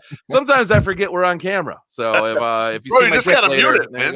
You just hit the mute. I should do that. While I'm yawning. But no, I think that they only lost one real game. I feel like the other one was a loss too, but it's whatever. I mean, we're gonna play the Twins 100 more times, so it doesn't really matter now. In 2022, are they going to be okay? And absolutely not. They're going to suck. They're going to still continue to suck. And like, I see that this team is like a 2014, 2016 White Sox team where you're kind of like, maybe we'll just put a Band-Aid on this like big, huge gaping hole in my fucking side, like why I'm bleeding out right here. But like, you know what? Here's one of those fancy butterfly like Band-Aids that they sell, like only in those boxes, like they're 16 that I never buy. Cause you're like, there's only 16 in there and it's $4. Fuck that. Give me the multi-pack, even if it is a bunch of those little itty bitty circle ones that don't do jack shit. So yeah, I feel like that's what the Twins are doing right now. So now they have some okay guys, right? But for the most part, like their core sucks. Like my core, like it just sucks. It's very flabby. It's very big. It's not a good thing going on there. So hopefully they're going to be stuck in this for a few years until they tear it down and then build it back up. But by all means, Minnesota, please take your fucking time rebuilding, because we're going to have to deal with BeefLoaf's favorite team, the Detroit Tigers, that are on a rocket ship out of the fucking like the depths of hell, coming back. And we got the Indians aren't ever going to give up. So it's like, yeah, we need at least one other team down there with the Royals to make themselves feel, like, hey, we're not the only ones that suck, like we need the Twins to be down here with us. So yeah, I feel like that's what's happening. Beef, what do you think? What's funny is, I think the Twins are as done as Brewhan Luke's skin on a Sunday Sox game. All right, in 2021. Absolutely toast. I told my Sox Summer on Monday night, we're at the game in game 2. I was like, the Twins leaving Barrios in to face Gavin Sheets after he couldn't find the strike zone. Then he hit Andrew Vaughn. I was like, this is what loser teams do, right? A winning team brings in a fresh pitcher and they take this situation seriously. A loser team tries to get to the end. We're going to give it a complete game here in this 7th inning, and then you're going to get fucking walked. You knew they were going to lose. I didn't think it was going to be Gavin Sheets' walk-off, but I was pretty confident that we were going to win because they just didn't give a fuck. They were just like too shell-shocked from earlier in the season, their bullpen stinking. It's like they couldn't make the correct move. They made the bad move and played right into our hands right there. I actually agree with all of my Sox Summer's commentary about 2022, and it cracked me up like a motherfucker. But I think they'll be okay, kind of because of it. The reason why is, they're not going to – I don't think they're a threat to the White Sox. But I think as a total roster and everything, they're probably going to be okay for a couple of reasons. One, they couldn't have expected their bullpen to be as terrible as it was. And the Twins actually the last 3-4 years or whatever have been pretty good about plucking low-end cost talent and getting them to perform just fine in there. But they've had some volatility with that, right? They've had a couple of years where they're like way down and then they pop back up, So playing that game, kind of playing we're going to have to fill in a bunch of these spots here with low-cost stuff, it's volatile. And so sometimes, you get a nice high ride. Sometimes you go down like they this year.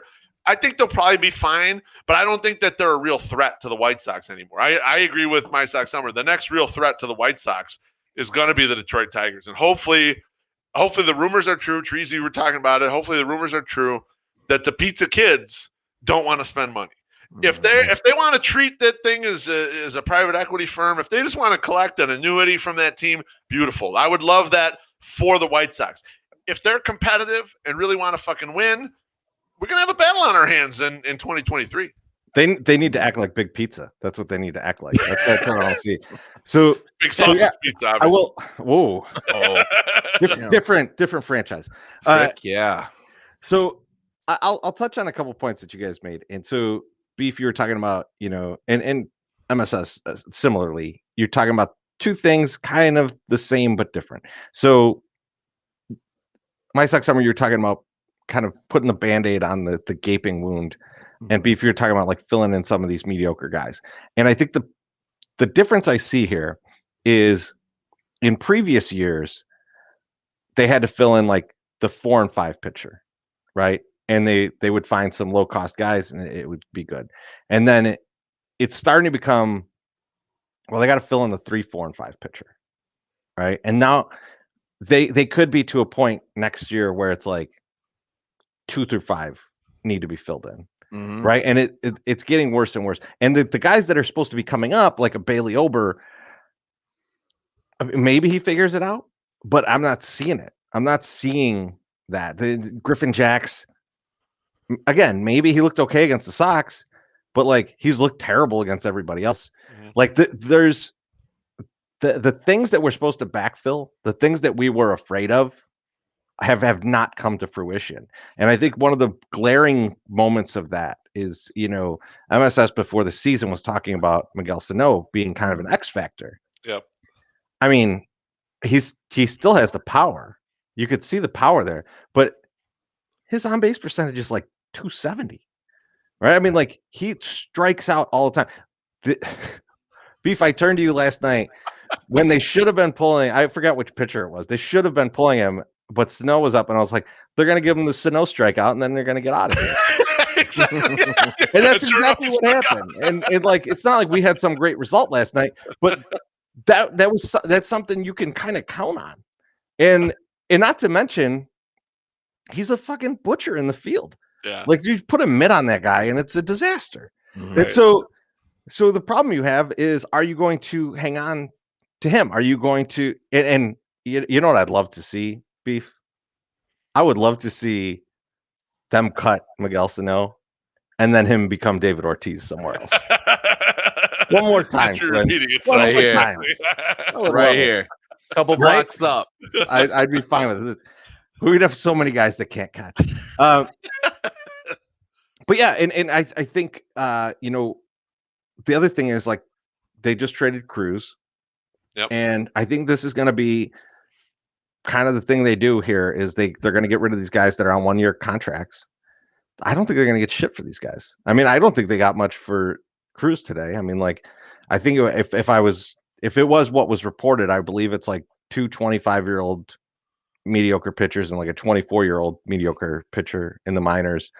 I don't know. What are you going to do with that? Like, are those guys starters? Are those guys even bullpen guys for you? It feels like when the Sox were trading off guys and you're just like, oh yeah, this guy looks like he's a human pitcher. And right. You're never going to see this guy. You're never going to see this guy in the majors. And so I think Coop gonna fix him. That's the thing that I'm looking at is, like, unless they trade someone big, right? Like a Barrios or the whole Buxton rumor Buxton. thing is Yeah. interesting. Like they could get something for Buxton, but then they also don't have Buxton anymore. Right. And like, so 2022 is going to look pretty shitty. So I don't know. I think they look like trash right now, and I think they're going to be trash next year. That's just what it looks like to me. Like I don't see where this team would spend to get enough players back in to do anything. So speaking of those trades, though, speaking of those divisional trades, I want to get into division trades, and we're going to do it a little bit different. Sure, there's plenty of trade rumors out there, and I think there's been a few podcasts before us tonight, and a lot of them talked about who's going to get traded and what's going to happen at the deadline. Fuck that. Let's say the guy we're going to force someone out of the division. They're going to be traded out. I want one guy that's going to be traded out of the division. Get the fuck out of here. And then after that, I want you guys to protect one player. Don't allow someone to be traded from the division. Hold him in. I love this. This team cannot trade this guy. And so I will start with MSS. Let's hear who you're trading out of the division. Who's going out? We'll just do out first. Get out of here. This is probably like a really shitty pick. And I don't know. I feel like I did this because I had the Minnesota Twins baseball reference page up already. So I was like, I'm just going to go with the Twin that I'm going to trade out of here. And initially, I was like, you know what, who I'm going to get rid of? I'm going to get rid of fucking Donaldson. Fuck that guy. And I'm like, no. You got to keep the guy who's the target of all the hate and all of the bad feels and everything. You just stick it on one person. So I feel like Donaldson plays the role well. He's a villain. You need your Darth Vader. You need your Luke Skywalker. You got to make. How do you attack a guy that loves cats? Lucas Giolito is the nicest human being probably ever that's played Major League Baseball, and he's talking about bullshit in a parking lot that never happened, according to Rick Giolito. So I don't know. This is very weird. So the guy that I want to get out of our division, he hasn't been so good against us this year.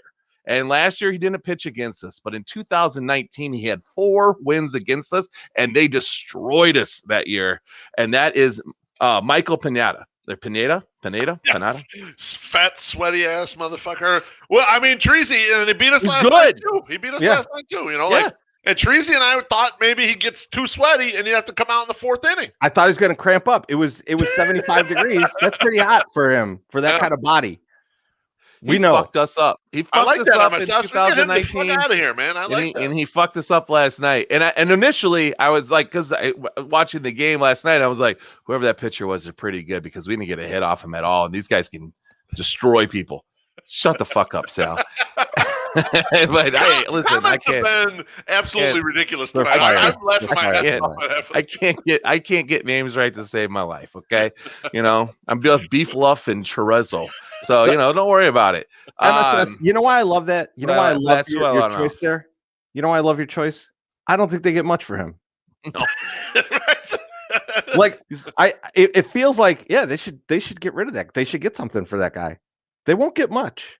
And that's, oh man, that would be beautiful. Get that guy out of the division and then give us whatever trash they have in the minors, and then just go and you got, Cody Medeiros. Did get more. Wow, Cody Medeiros shot. I can't believe it. I had to throw one out. Cody Medeiros and Cody Hoare. You get both of them. My Sox Summer, I'm going to take the guy you originally talked about. I'm going to take Josh Donaldson. Okay. Get the fuck out of here. Because Josh, here's the problem. Josh Donaldson is still good. Yeah, he is. He's expensive, but he's still good. And Josh Donaldson plays a position that the Mets need right now. Right? Get him out of the league. And who would take on that kind of money? The Mets. Steve Cohen, baby. They got all that Cohen money. Yep. Right? So you're going to take on that money. Guess what's going to happen? You ain't going to get shit back. You're going to get just a little bit. You're going to get a little bit back. Right? You're not going to get the return that a Josh Donaldson on his own deserves. Yep. And so if we could get him out of the fucking league, go to the other league, and probably not make the playoffs. And then also they took on the money, so you don't get as much in return. I mean, I just love that idea. That just feels like the perfect way to jettison someone from your division. Yeah. Send them with the money, get nothing back. And then Beef, I know you're thinking, wait, they can disperse that money very well. Fuck them. They can't. They've been lucky a few times. A couple, 3 times. Yep. And you look at like they could have brought Jake Odorizzi back if they thought they were feeling smart. That would have been a bad idea. They only got lucky once with that. They got the 1 year out of that guy. Then his fingers turned into like he looked like the guy from Don't Do Things or Things to Do in Denver When You're Dead, and like his Christopher Lloyd's leprosy hands going on up there. Now he sucks. So I don't believe in the Twins being able to like just band-aid this shit together. So let's see them try when they got nobody and they got no prospect. Okay. Sounds good. All right, Beef. I was gonna say my guy is the guy that's buzzing up in the comments right now. There's not really like old school Sox killers anymore. And it's probably just because we're good, and maybe that's why there's not that many of them anymore. But this guy is a Sox killer, and his name is Jose Ramirez, and he plays for Cleveland. Cleveland's such a poverty franchise. I would love it if their nimwit owners traded both him and Lindor in the same calendar year. And then all their mediocre pitching prospects that they're like witches. They magically turned them into like stars. All that shit puttered out, and they became a last place franchise like they deserve to be. Well, let's put them right back in their place where they belong. Last fucking place, way below everybody, even below Kansas City. Kansas City sucks, but you're below Kansas City. And That's get the rude. fuck out. I would get Jose Ramirez because he's like the only Sox killer that's left. He's the only guy, like you play Cleveland, it's like Cleveland offense is no good. Just don't pitch and Twitter will explode. 2 people are on base. Don't pitch to Jose Ramirez. They pitched to Jose Ramirez 3-run homer. Like every time. Like I feel like I see that shit every time. Get him the fuck out of here. No more Jose Ramirez. We don't face him anymore. We face him in an interleague game in July some year. And it's like, oh yeah, there's Jose Ramirez. Maybe we'll hit him in the ear with a pitch. And then that'll be it. We don't see him. Beef. The comments They love blew up. your answer. They fucking love your answer. And so you know what happens when the comments love your answer and everyone thinks that your answer is so fucking great? Yeah. I'm going to start the next segment, which is protect the player. I'm going to protect Jose Ramirez, and I'm going to fucking tell you why. Okay, let's hear it. Because the Cleveland owners are such pricks. They are such absolute pricks that they will not fill in any other hitters as long as they have Jose Ramirez. Jose Ramirez and Franmil Reyes will be the entirety of that offense as long as Jose Ramirez is alive and on Cleveland. And so I am saying keep that guy so that franchise keeps trying to tell their fan base, don't worry, we got Jose Ramirez and we've got all this young pitching. Don't you fret. We can get rid of all these other guys and just trade them off. Jose Ramirez will save the day. And he does it like 3 times a year against the White Sox, but then they're still down 15 games at the end of the season. And fuck them. And so I'm saying Jose Ramirez, I'm keeping Jose Ramirez. I'm protecting him. I'm protecting him from your wrath. Not a good idea, but each their own. I mean, what you got to do there, baby? All right. My Sox Summer, you protect a player. Okay, so I'm thinking outside the box in this one, and I'm not just protecting one player. I'm going to protect a group of players, and that is the entire Kansas City pitching staff. Those guys suck. Like I want all those guys to stay around for as long as they can. Like we need those guys to stay together. They're going to get it together at some point, and I want to watch them try for the next 6 to 8 years. So let's just keep them all the same. Don't make any changes. Whole Kansas City pitching staff to stay right there. You guys are bad. That's an excellent call. I love that. I thought I had a good answer coming up, and my Sox Summer trumped me there. I didn't even think about it that way, and that's the way we probably should have thought about it. Because I was like, who do you not want to trade? Because like it'll put them into the team will put them into a better spot. They'll get a bunch of prospects back or something. Nope. That is not the way we should have thought about it. We should have thought about it exactly the way Mike Sox Summer thinks about it. Just keep these guys all in place. They're all fucking terrible. It's like a Ken W.O. will appreciate this, and I know everybody hates him, but it's a real world road rules challenge mentality. You have to keep the layups around for the end of the game, right? Like you want the ones that you can beat easily. at the final to win the big money. You don't want to go against the good people initially. You want some bad ones there too. They're like, okay, well, at least I'm going to get 16 wins against the Royals because they can't pitch a ball. So like, you got that in your back pocket. So, I mean, it helps the other teams too, kind of, but like, still, it's still nice to have. Well, the other teams won't be able to hit because all they got left is Jose Ramirez. That's right. That's it. In poker, we'd call that game selection. You go find the games that are easier, and then in sports betting, we would make sure we have enough outs so that we could bet the softest line possible. So yeah, absolutely, that works across the board. For me, I did this. I think at least partly for my guy White Sox Sal.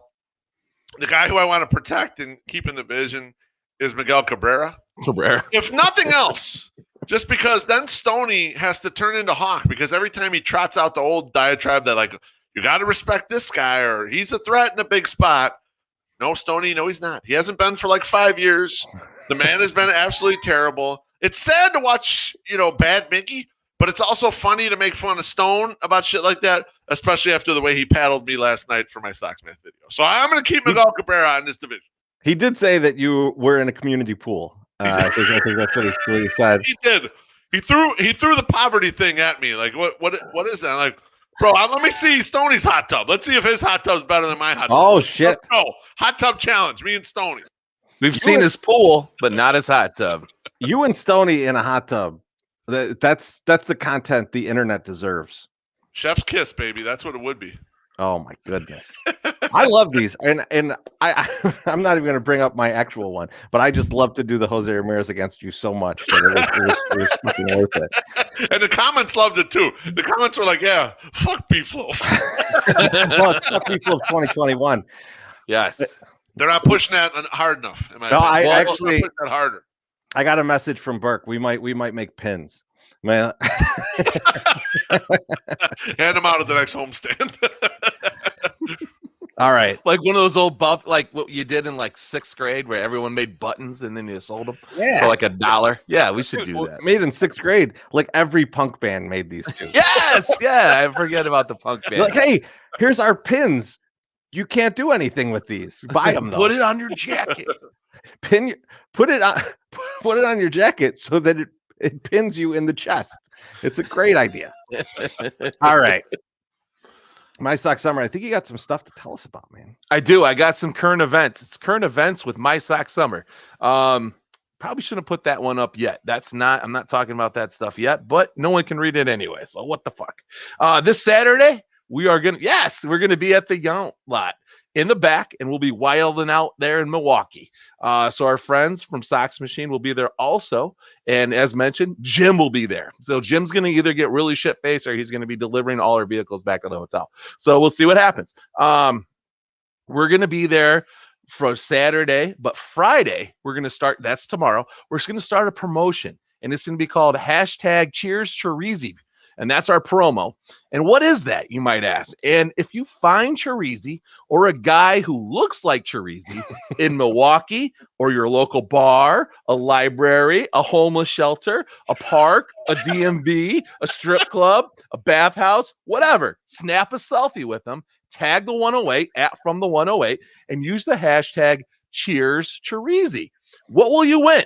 Well, maybe you'll win a Daniel Palka autographed ball. Maybe you'll win a new 108 hat that no one's even seen yet. Actually, I just got pictures DM'd to me, so like I have seen it, and it is fucking awesome.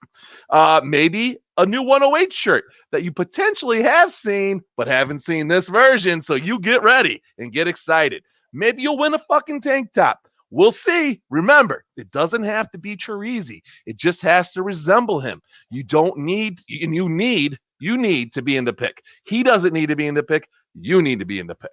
So that's going to be the hashtag #CheersChorizy promotion we're running until Sunday. Now, on Tuesday, we're heading down to Crestwood to an official Goose Island White Sox bar called At the Office Sports Bar and Grill. It's Taco Tuesday, and we're bringing our brand of baseball, beer, and bullshit to the masses, which includes a live podcast. We'll record our 102nd podcast that night, and And we're going to get all gassed up on Goose Island beer. We're going to watch the Sox beat the ever-living shit out of the Kansas City Royals together while we crush really good, cheap tacos. Hopefully they're cheap. I don't know. I don't know how much they cost. It's Taco but they Tuesday. look I fucking assume great. they're cheap. I'm assuming there's got to be a deal, right? And I tell you what, I am going to ingest enough steak tacos to possibly shit myself at the bar. So we'll see. Josh Nelson will also be there, potentially shitting himself also. And you better be too. It's at 4901 Cal-Sag Road in Crestwood, Illinois. Just all you got to do is Google. This is what the MSS does. You Google at the Office Sports Bar and Grill, gives you all the information you need to know. Get there. So those are our two current events that are coming up. I will tweet. I'm you know what? I'm not going to tweet out the pictures of the new merch because I got it. I wanted to try to get it before the show started, and our guy didn't do it. He's preparing for a long tour, so he sent them over a little late, but they're pretty pictures. I'm going to send it to the boys, and we can all jerk off to them together right after the show. Oh, beautiful. So speaking of tours, right? Mm-hmm. I encourage all you people that live out in the suburbs that are like, man, we don't get to hang out with you guys enough at the park because, you're I can't get into the city that often. If you are in the burbs, anywhere near Crestwood, come out that night, man. Show people that like these bars in the southwest suburbs and all of the western suburbs, wherever it is, that want to have people like us come out to the bars, even if it's a weeknight. We'll come out on a Tuesday, man, obviously. And we'll have some beers with you. Like, come out, show people that this is, you want this, right? It's like those punk rock bands that go to, the middle of nowhere in Wyoming and play a show. And people come out because they don't get to enjoy this enough live. Come out and smell us live. Come enjoy us live. And we'll keep doing it. And we'll be able to get more and more of these places. The more and more we can show, like, our spread is throughout the suburbs, right? It's perfect. That's a perfect analogy. And you can also say, I saw those guys back then. Like we saw them at Crestwood. Like there's so many people that are like, man, at my funeral, you can I saw the 108 at Bader Brow, and they're like, bro, they changed, man. They totally changed. Like they can pronounce stuff kind of. They have good sound now. And like all these good things that we've changed. So you can go like, this is our first club tour. Now we're going to be playing stadiums soon. So get out here now. It's free, cheap, and easy. Plus we could shit ourselves. It's not a guarantee, but it's not guaranteed. No possibility. I like to see this kind of thing. We also 5 minutes away and got clearance. I'm happy. We're gonna have some beers, buddy. Wonderful. We're gonna hit that shit. And we have like 2 more events, before September. So like, we got another one. We got 2 in the city, and then we just booked one for another burb. We'll wait to announce that one, but that's going to be a fun one. So we have like 3 more of these on the books that are happening. So, but that doesn't mean you shouldn't come to Crestwood on Tuesday and potentially watch us set our pants. We're going to now talk about a certain city that makes me think of a certain guy that my Sox Summer is so ever so close with. One Alice Cooper telling us that Milwaukee is actually Algonquin for the good land. And I think we're going to have a good time up there this weekend. But before we get into the good time that we're going to have this weekend, I want to ask you guys a few questions. And so the first one is, we're going up to face the Brewers, the 2 first place teams in the respective central divisions. Yep. Mm-hmm. Which central division is worse? Beef, walk me through it. Okay, I did this in a non-conventional way. I thought, you know what? I don't really want to analyze all the teams. Who has time for the Pittsburgh Pirates? I don't really care about any of that shit, whatever. So I did it based on the person that I thought of first when I named each city to myself. So I'm going to go through the list. We're going to go through the AL Central, NL Central, and then you tell me which one is worse, okay? So let's go AL Central cities first. We'll go Chicago, and I put in parentheses South Side, because it's South Side, and then when we do the NL Central, it'll be North Side for Chicago. So Chicago South Side, Kanye West. Okay. Detroit. Go there. First person I thought of, Gil Hill, who was the fake police chief in Beverly Hills Cop, but was also a crooked-ass real police chief in Detroit. If you watch any of the fucking White Boy Rick bullshit. Yep. Minneapolis, I think of Prince. Kansas City, I think of Marty Schottenheimer. I don't know why. Just like a mediocre coach that had kind of good teams that always lost in the playoffs. I don't know. Strong glasses. To throw away. Kansas City just doesn't got anything. I think of ribs. I was doing people. I was going to human ribs. We'll get to that in a little bit. Don't sleep on that right now. And then the last one, I think of Cleveland.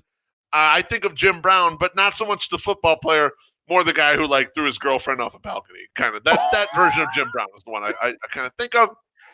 So put that in your head, put in the blender a little bit, and we'll go to the NL Central. Okay.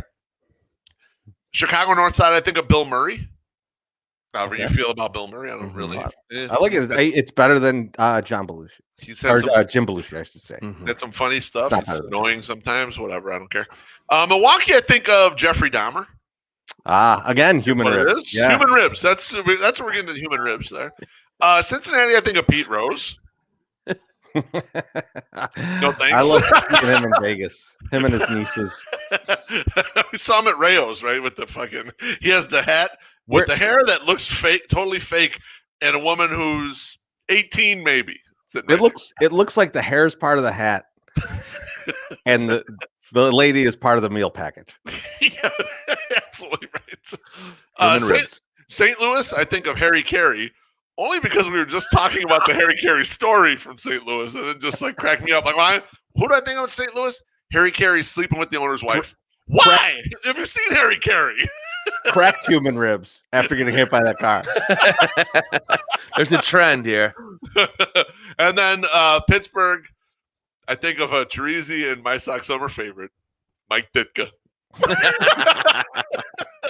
So which is worse? Which group of people is worse? You want me to run it real fast, or you got it? Yeah, run through. No, I got it.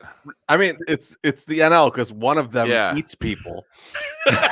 Yeah, mass murder. One of them eats people. One's Pete Rose, and another one is the Clutch. That's got to be the worst one, right? I know. Just gross. Teresi is the eating the worst part, or was it the torture before the eating? Like when he would drill out there and like perform experiments, like a 6-year-old with a bug in the backyard. It's all bad. MSS. Right. Like it's all just like this is like one of the worst humans that's ever lived. Yeah. And they lived like an hour and a half from here. But what I'm saying is like if you market it like a food product, right? They always say like they're humanely killed, versus like made to be a zombie and walk around the house in a sex slave thing and then eaten. Like, I feel like the torture part might be the worst. I don't know. Yeah. No, I get what you're saying. Food, you're right, my Sox Summer. That food wasn't as good for him as if the human food was humanely killed. I agree with that. Yeah. If that's what you were trying to say, I think that's what you're going with. I mean, I don't know where you were going because it was almost not going anywhere. I was just saying, like some guy said this, and I was like, was that really the worst part that he ate the people? I don't think it was. I think it was the mostly the killing of the people. And the eating part came after they were dead. So I was like, that's not really the worst part. Is there a cannibal that you're just like okay with because of the way they killed somebody? But if I'm saying the doctor told my Sox Summer that for the diabetes, human meat is okay. Like if less beer, more human meat. If Dr. Kevorkian also ate the people, would that be fine with you? Like. Well, like I'm saying, like if they were dead already, like the eating of the part of the per human wouldn't be like the worst part of the worst thing he did. Like the worst part was like the torture and killing of the people, weird argument. Not the eating of the dead body. Like I don't know, it's just something that's stuck in my craw now. Like it's all bad. Yeah. Oh yeah. No. But I'm saying here's the problem. We're trying to like we're comparing. We're like. Like if you're going like fucking Gil Hill versus Jeffrey Dahmer, it doesn't matter which part you take of Jeffrey Dahmer. Like Gil Hill, like he's an asshole. Yeah, he's an asshole. But like he didn't eat anybody. Yes. Nor did he. Well, maybe he tortured somebody. You never know. But Beef, I like the way you went at it. I don't know that I agree that the NL's worse, but we'll see what we'll see what MSS says, and then we'll go from there. I did not look at it like that. I did look at the. Oh, that was good. Someone screenshot that, please. That was a perfect look right there. I love that. I did go and kind of did my my. That was a funny statement. I agree with Pugs. I will give the Southerners a pass on cannibalism. There's certain times where cannibalism, it's okay. We'll let it go. The team from Alive gets a pass. Although it always reminds me of that Mr. Show episode where they found the guy who's next to the crashed plane, and they're like, "You ate all 257 passengers on this plane," and he's like, "Yeah, I did what I had to do," and they're like, "You crashed a week ago." Well, I was depressed, and when I get depressed, I eat. Hungry. Well, all that death would get you depressed. I understand. I get what you're saying. So no, I did my 2-bit investigative work on the teams, and 100% the AL Central is by far the worst, other than the LNL Central. And the reason it is because the Sox are winning with a team, destroying with a team that is like just a ragtag bunch of like hooligans. I mean, we're out there and you're making some of these guys they're having like banner games against some of the teams in our division. And it's just like, to me, that just reeks like they're just not that good at teams. Like the Twins suck. Kansas City sucks. We're going to see that live and in person soon enough. Like it's not good. So like, yeah, I feel like the AL Central is definitely the worst. I was looking at like the win-loss, like, percentages and all that bullshit number stuff that I don't really pay attention to mostly in the NL. And I'm like, they're a lot closer. But that could also means that like, maybe they all suck too, and they just beat each other. Like maybe everyone just sucks, and like Milwaukee's like the least sucky team, and we'll find out. We're gonna find out this weekend how that actually is. But yeah, from the onset, the looking at it, and like maybe because we know it a little bit more. Yeah, to me, the AL Central sort of blows the most. So MSS, we're gonna get to the Brewers and what they actually are shortly. But I'm gonna quickly agree with you and say that the AL is going to be worse. And let me explain that. So I think if we're looking at the two divisions, they're on equal footing right now, because I think there's some better teams at the top of the division for the NL Central, but the Pirates are one of the worst teams in the existence of baseball. And like, the Diamondbacks exist, and they're still one of the worst teams that you could ever think of. And the key here is what's going to be sold in the next few days and what's not. And I think for some reason, I just have this feeling. Yeah, St. Louis is going to stay pat. They're not going to move anything. They're going to try and skate into a wild card or a division win. They're not going to get there, but they're going to try. And new home with PJ McFarland, by the way. Cincy is gonna buy. Cincy is gonna buy.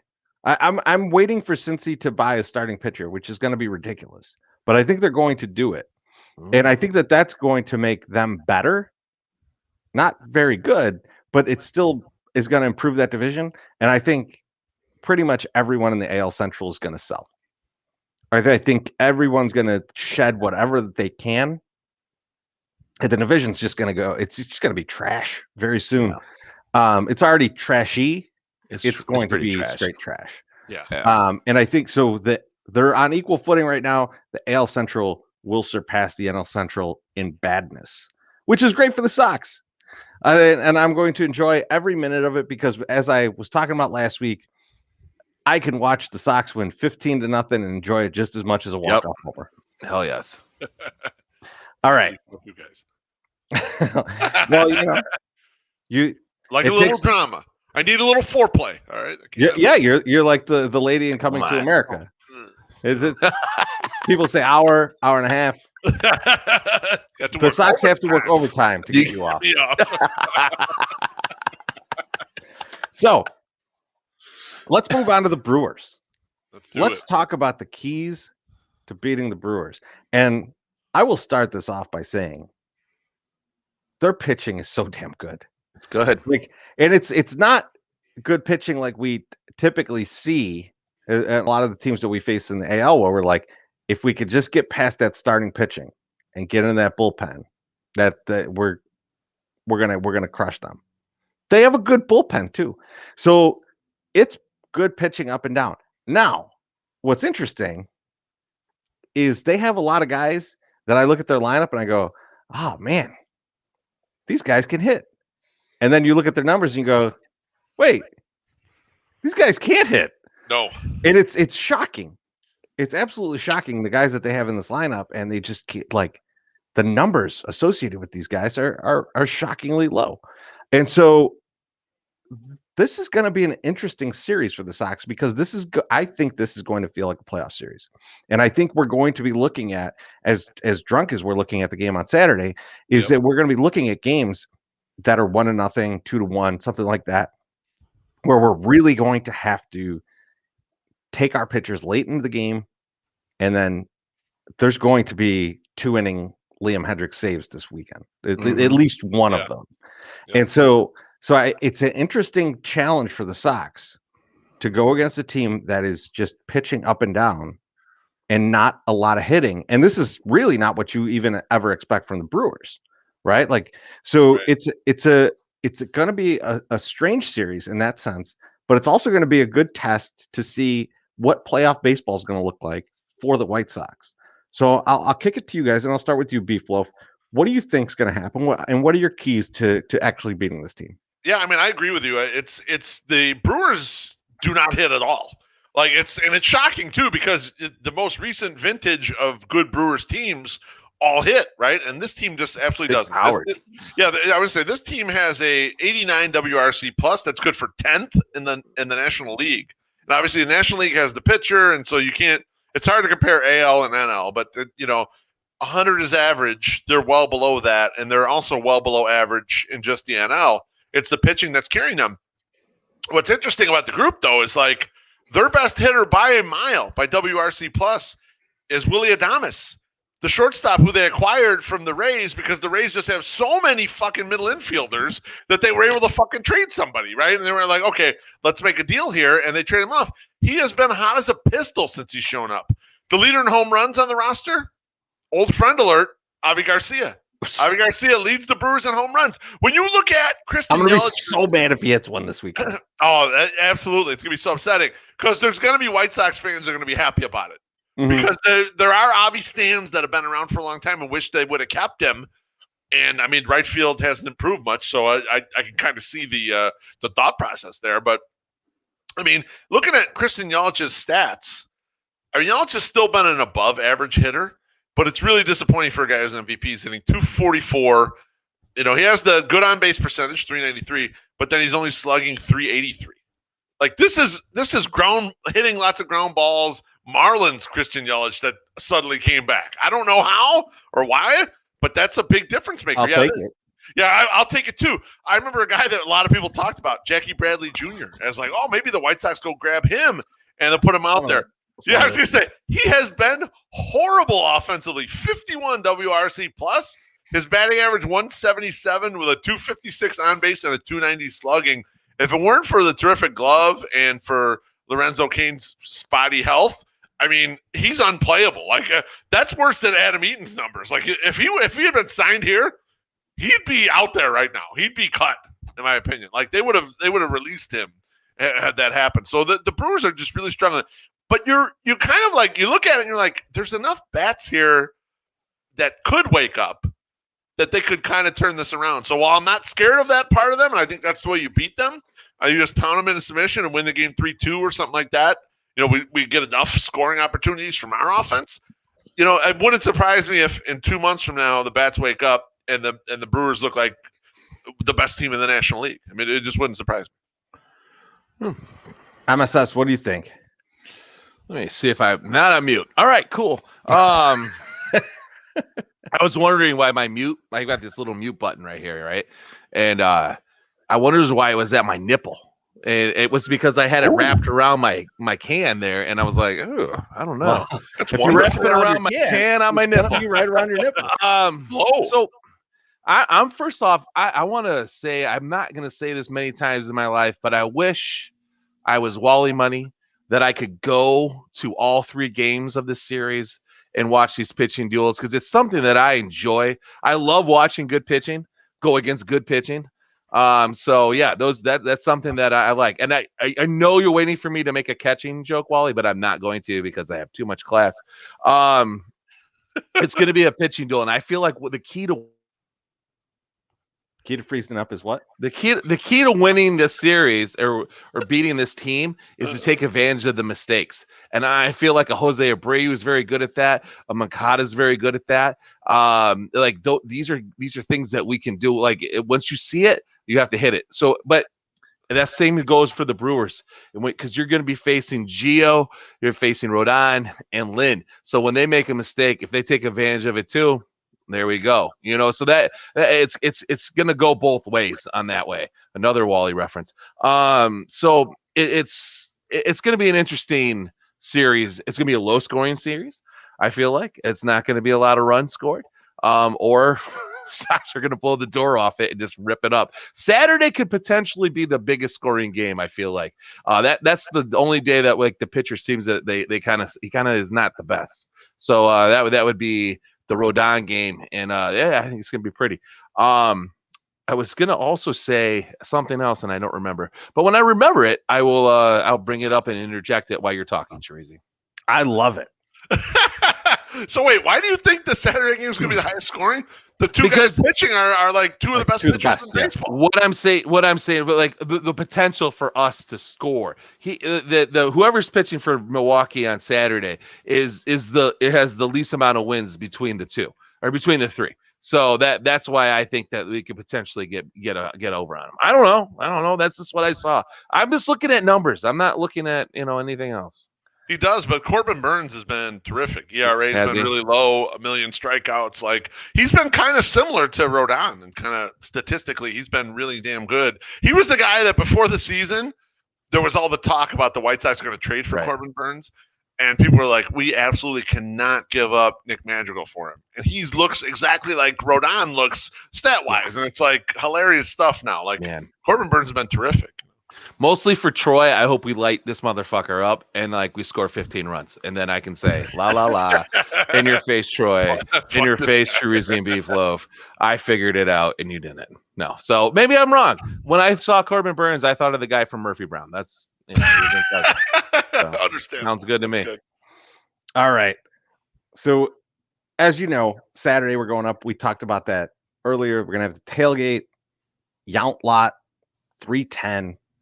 Follow Sox Machine under Josh under Josh. Sox Machine _Josh on Twitter. Watch that. He'll be tweeting out our location. Shit's gonna be insane. We are going to have some beer with us. Yeah. Oh my goodness. We are going to have some Goose Island. It's going to be delicious. And if you're watching this, you could see what we're looking at. There is just, oh my God. There's some SPF in there in case you're into that kind of thing. Some natural villain in there too. Some Next Coast IPA. Be careful. Yeah. If you're at the tailgate and you're reaching in and you're going, give me one of these Next Coast IPA I've heard so much about. Don't make that your beer for the day. All right. Just have 1 or 2 of those. All right. That's the heater. That's the heater. That'll take you out. That is the heater. Quick. Those shandies, that's a good 92-degree day beer. You want to have some of those. Yep. So, guys, just give me one prediction for the tailgate. Just drop one thing on me for the tailgate that you think might happen, or something that you're looking forward to with the tailgate. Give me a tailgate detail that you're excited about. There'll be plenty of beer to go around. Not enough water. Like we're gonna have a water shortage because everyone's gonna be like crushing waters in between these things. Every 4 beers, you're gonna crush a water. And I know for myself, I measure how drunk I am or how hydrated I am by the amount of times I piss. So hopefully I'm peeing a lot. So I want to continue to stay hydrated as I am just dripping sweat in 92 degrees, full sun in a tank top. So be ready for that, fellas. I mean, for me personally, I'm looking forward to either someone mistaking me for Wally or mistaking Wally for me. Because lately, you guys can't tell us Mexicanos apart, man. People are like, I was like, oh, I was with so-and-so. Oh, I was with this guy. And they think it's me and Wally. I'm a foot taller than Wally. I'm 6'2". Wally's 5'8", maybe, or whatever. 5, whatever the fuck. And I'm like, how the hell? You're both round, though. You're both round and brown. We're both chubby Mexicanos, and so then we're the same guy, I guess. Apparently, I got hair down to my shoulders. Wally's got the short cropped hair. Like, it's not even close, but it'll happen at the tailgate. I can't wait for it. I hope Wally Money or I will mention it to the whole group when it does happen. We'll make sure to do that. Not in front of the person, though. I don't want to embarrass the person. That's not my intent. It's more to make fun of each other, make fun of our group. It's kind of funny because both of you don't have your nickname as your moniker on Twitter. So you could probably correct this if you both just did that. I'm not doing No, fuck that. Fuck that. No. I don't like that. Tracy, how about you, baby? I'm going to answer a question from the comments real quick. Oh, I like it. Southside Mando asks, should he bring his Mando helmet for Saturday? Fucking right, you should. Of course. That. Yeah. Like, how's that even a question? The amount of pictures you'll get taken with that on, and where people with their arm around you. Oh man, is it like Boba Fett? It is. It is similar to Boba Fett helmet. He asked if he should bring the Darksaber too. I would say no. Don't bring something that you are not going to be wearing because you will lose that shit. I guarantee it. You will have drinks with us. You'll lose that shit. Bring the helmet. You will not lose the helmet, and we will all be wearing that shit in a bar after the game, and it's going to be dope. So here's my prediction, and it's not a good one for us, but I think there's going to be about 150 people. That's what I've heard. That's the general number that I've heard for this. I will say 10 people don't make it into the game. They never leave the lot. And it's, I don't know what the rules are up there. And so if it's you can continue to drink in the lot all through the game, then I assume it'll be more. But people will be physically unable to attend the game. That's my guess. Between the 92-degree weather, the shitload that we have coming up, and just the overall party scene that it's going to be. I mean, someone's gonna bring Jello shots. Someone's gonna bring a bottle of Fireball. Someone's gonna bring things that escalate. And we're gonna see a mess out there for a few people. I think we're gonna keep it to 10, which is under 10% of the crowd. It's good. So pretty good. I think that'd be good. But I just foresee it, man. I just I can smell it on people already. I think it kind of depends on how much of the crowd is 108 crowd and how much crowd is Sox Machine. I know there's plenty of overlap in those crowds or whatever, but I think that's going to matter as to how many people are ready to fall out, or not even fall out, because some people might just say, "Yeah, I'm not going to go to the game. We'll go to Potawatomi, or we're going to go to the bars." No, I feel that. I feel that too. Out.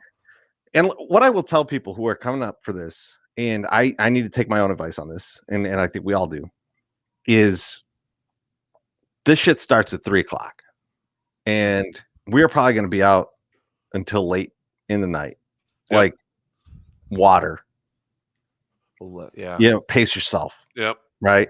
Like you're not going to look cool if you're just like hammering beers down and then you're throwing up in the corner. Right. Right. And this is really just me talking to myself. Hello. So but honestly, I think all of us need to just keep that in mind, because it's going to be a hot day. I don't want anyone getting fucked up. I don't want anyone getting in a bad situation. Pace yourself, keep yourself hydrated, do all the things that you would do if you had to work the next day and you didn't want to be totally fucked up until we're at that after bar. Then do whatever the fuck you want. I was going to say, I want to go that far. I think responsibly fucked up. Like what? If Right. you want to, Yes. you want to The Slim Mick responsibly hammered. Responsibly Yes, hammered. You want to responsibly wake up in your hotel bed and you're like, where am I for a little bit? And then you're like, oh, okay, I went to the tailgate or whatever. That's about as hammered as I think you want to get. You know, and you don't want to. You're right. You don't want to be vomiting and you don't want to be like, you know, all that stuff passing out or whatever. But you want to get a good buzz on it. For Like, yeah, you want to be like, man, that was some wild shit. That was fun. You don't want to be like, I punched a nun. Like, there's a difference in those nights. Actually, be either one of those. Don't throw up. Yeah. You want to be like, remember when BeefLoaf and my Stock Summer did the kid and play dance? And my Stock Summer broke his ankle. Yeah, that was awesome. From the comments, Brian, no, you should not concoct a crazy beer bong. We don't need to be entertained to drink. We just can drink. That's just kind of home. And then second one, John, you just put it up right there. Yeah, Are you welcome? Yes. Please do not bring any beer. It is like bringing sand to the beach. We will have enough beer. Now, people might be thinking, Goose Island has some really fantastic, like high octane beers. We can't bring those to a over 90 degree in the sun tailgate when you guys are out there. Yep. Listen, I don't want you to die. You're looking at a guy who is a professional drinker who blacked the fuck out the first time he drank a shitload of those ABVs in the Sunday soak. They got the heat mixed with the high ABV. Yep. You don't see me, my Sox Summer. All right. I was blacked out the fuck. All right. So that's why we don't have any of those big beers out this weekend. But we'll have those later. It'll be fun. Jim's gonna bring his own beer. Oh, big beer garden Jim. He's gonna bring his own beer. He's gonna show me what the kind of label it's gonna be and how good the beer is. So, Jim, are you gonna bring your own beer? Is in like you brewed this, or like you're just a hipster and you have cooler beer? Like, tell me which one you're gonna do. Yeah, right. It's 100% hipster. So we're gonna move on to the next topic, and the next topic is something that I put together, and it's more trade talk. But we're gonna do something a little different because this is the 108. We're not gonna trade players. You know what we're gonna do? We're gonna trade life experiences. Yes. And so each of us is going to offer a trade to one of the other 108ers of one of our life experiences for one of their life experiences. And I'll start so that we can get kind of things off and rolling, and you can understand what we're trying to do here. So my Sox Summer, I got a trade. Yeah, let's do it. So in 1998. Yep. I saw the Deftones with your guys' Limp Bizkit opening. Oh my guys. At the Metro. I will trade you that life experience. You get to go see the Deftones and Limp Bizkit at the Metro. This is 98. Yeah. There's like 800 people in attendance. Yep. You could get as close as you want. I got very close in this crowd, way up there. Well, for the Deftones. For the Limp Bizkit, I just kind of in the back going like, I can't believe this shit is going to be popular. And, but what you are trading with me, Pearl Jam at Soldier Field, we are going to switch seats. So I'm going to be inside Soldier Field. You're outside laying in the grass. You get to be on as many drugs as I was that night. Right. Man, can I interject really quickly? I don't like the Deftones. Do you have to take the soul-crushing shit that my Sox Summer had to run and go do during this show? Yeah, the whole experience. Yeah, I experienced his time in there. Okay, he experiences my time outside, which includes a lot of visuals. See, this is where it gets a little. This is unique because there's a twofer here. Not only do I get to see Limp Bizkit before they're popular, kind of. I get to also do Limp Bizkit is the good part of that. Well, yeah, I don't really like the Deftones. Wow. No, not so much. Sorry. Not my thing. But I also I get to ingest I still get to go to Pearl Jam, and I get to ingest psychedelics, which I've never done. So, you know what? I never thought I would trade that show because it was a very fun pre-show. But for the sake of the 108 and the two experiences, and to do LSD and probably nitrous and probably popped a pill that you found on the ground, I'm gonna make the trade. Let's do it. Oh, that's it. That's a good trade nice. because That's a good trade. that's a good trade. The visuals were good, and Chino climbed up the rafters of the Metro and jumped into the crowd that night. It was a pretty Deftones? spectacular. Yeah, Yeah. it was a pretty spectacular moment. And Limp Bizkit played mostly covers because they're Limp. That's what they do. Yeah. I might have probably left by that time to go follow Fred to go to the Raw Bar to crush oysters and drink some Heinekens. So I might not have seen the Deftones. I hate your guts right now. Doesn't matter. I hate your guts right You now. can change the experience, my Sox Summer. I love what you just did right there. All right, my Sox Summer, you get to trade with whoever you want. But Pugs, that is a legendary concert that you brought up there, and I was not at NIU at that point, and I wasn't old enough to go to that show. I think I was only 14 or 15. But yeah, that was an insane show. Okay, so I'm gonna go do this with Loaf here. I know Loaf is he likes what I do out in the wild, right? I go out and I find deals, I find stuff, I get to sell stuff on eBay, and he's very enthralled by it. He likes it. He's like, I can't believe that this happens, and he's just always like, yeah, I'm very interested. he's just I like, fucking love all that. No, I love all that. I'm gonna trade like you're gonna happen upon either a good garage sale or like a lot of something at a thrift store for a really good price. So a great score that you can flip on eBay and you make a good amount of money. Yep. It's a good rush for a good high school sports moment. Because I didn't have any of those. I had a lot of good like moments in high school, right? I don't want people to get this twisted. But I stopped playing sports about a month into like junior year. Because I picked up the Fender Stratocaster and I picked up a pack of Marlboro Reds and I said, fuck that. I'm gonna this is probably my opportunity to become something. It didn't work, but at least I tried. So I want that glory moment. I want the one sports glory moment, and you can have a glory moment of mine.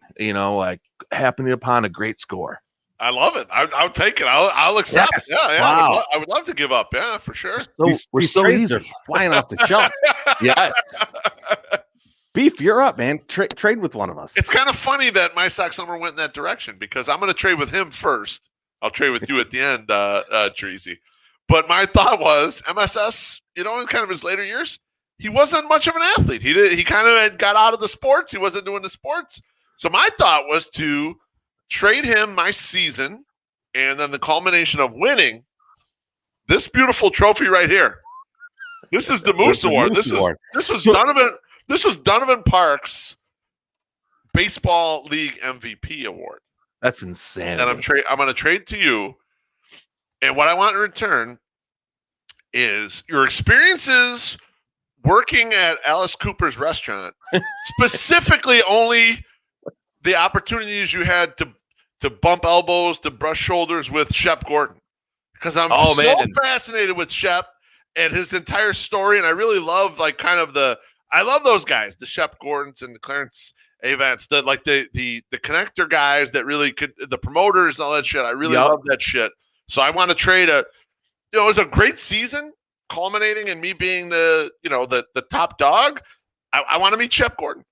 So when I met Shep, and I met him several times, but I didn't know the Shep Gordon story.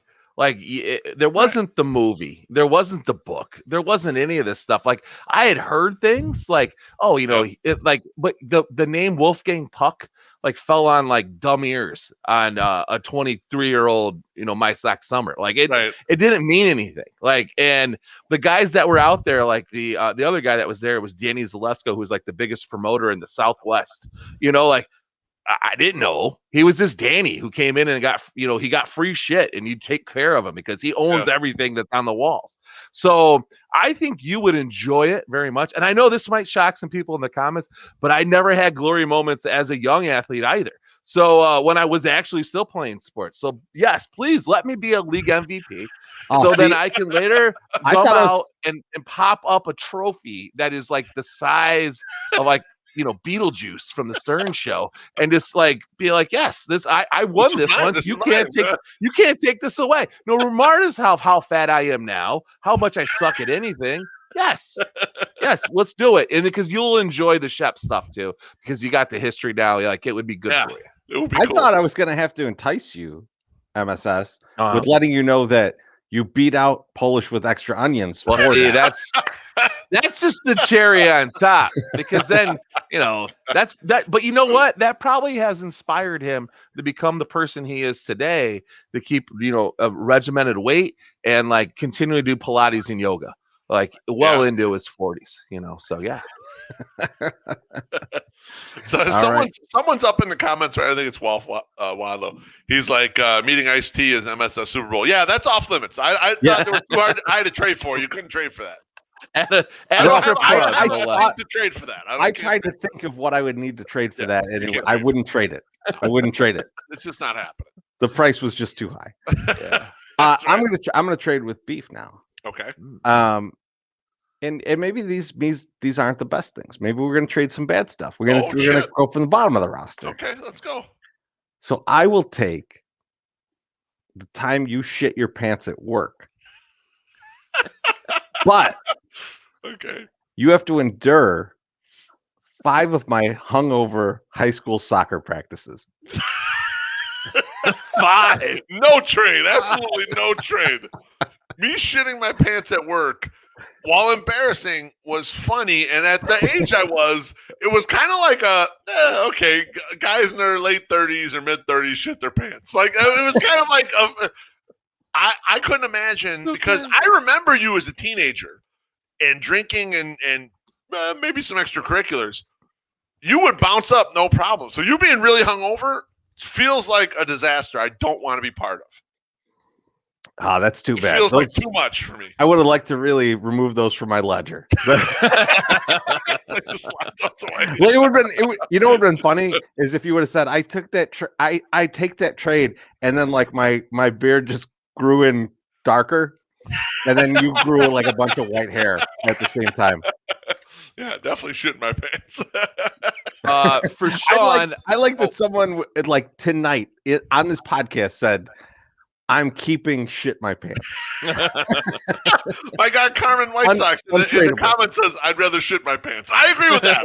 That's my exact sentiment right there. It's over quicker, and like you don't have to do it 5 times. It's only once. So like I get it. Like that's 100% right. And I gotta re-explain this for people that weren't here. It wasn't one of these. We've all heard it. I don't, I got like diarrhea. No. I was at the urinal and I sneezed really hard and shit came out. if you're not privy to the story, I gave a hard sneeze. All right. And then I felt poo in my pants. That's what it was. All right. I'm glad Sean saw that I'm drinking the summer or the Goose Shandy, the 312 Shandy, which is great right out of the can. So I got the little Yeti here. So John's comment is perfect. It's like I really a mild hangover. I mean, I really oversold how bad shitting your pants was. I asked for way too much. The 108 audience cannot wait to crap their pants. That's what we're learning today in the comments. It's a lesson for me. It's a lesson for me. My Sox Summer, you're up next. So now, Chirizi, we are like probably the 2 more artistic guys that are in this. The 2 creative like type dudes. Hey, our videographer was on TV last night. That's true. So I don't know, But his brain got him there. Okay. So it's still I'm not like saying that there's anything wrong with him. But he's only been telling us since the inception of this, like, you guys are the creative ones. I'm just the guy that's just back here, blah blah blah. So I'm finally saying it. That's no big deal. All right, I like it. Get it out there. I'm kidding. You're very creative. Shut up. But I'm gonna take one of my creative skills, which is just being able to design something, doing graphic design. I'm gonna trade that to you for one of your skills, but I want a little more than just being able to play an instrument, because I can kind of do that.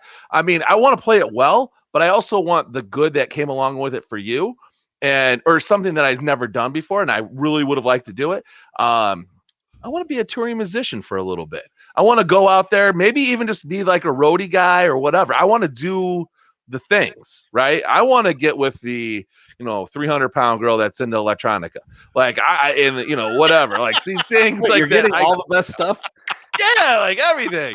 Like I want to be like immersed in the thing. Maybe you know what? Immersed, Maybe it's sounds just right. I'm gonna let you let you be the artistic guy that like design something. I want to be the roadie. Like, let me be a roadie for one of Dope's tours or something. No, this is Damn a it. terrible trade. Damn. Fuck. I thought I could have got it. I mean, I want to be with the 300-pound girl. Like, what's funny is I heard that and I was like, no deal. I can't have Jake Burger. You are not You stealing cannot have that Jake from me, Burger. you jerk. Jake Burger.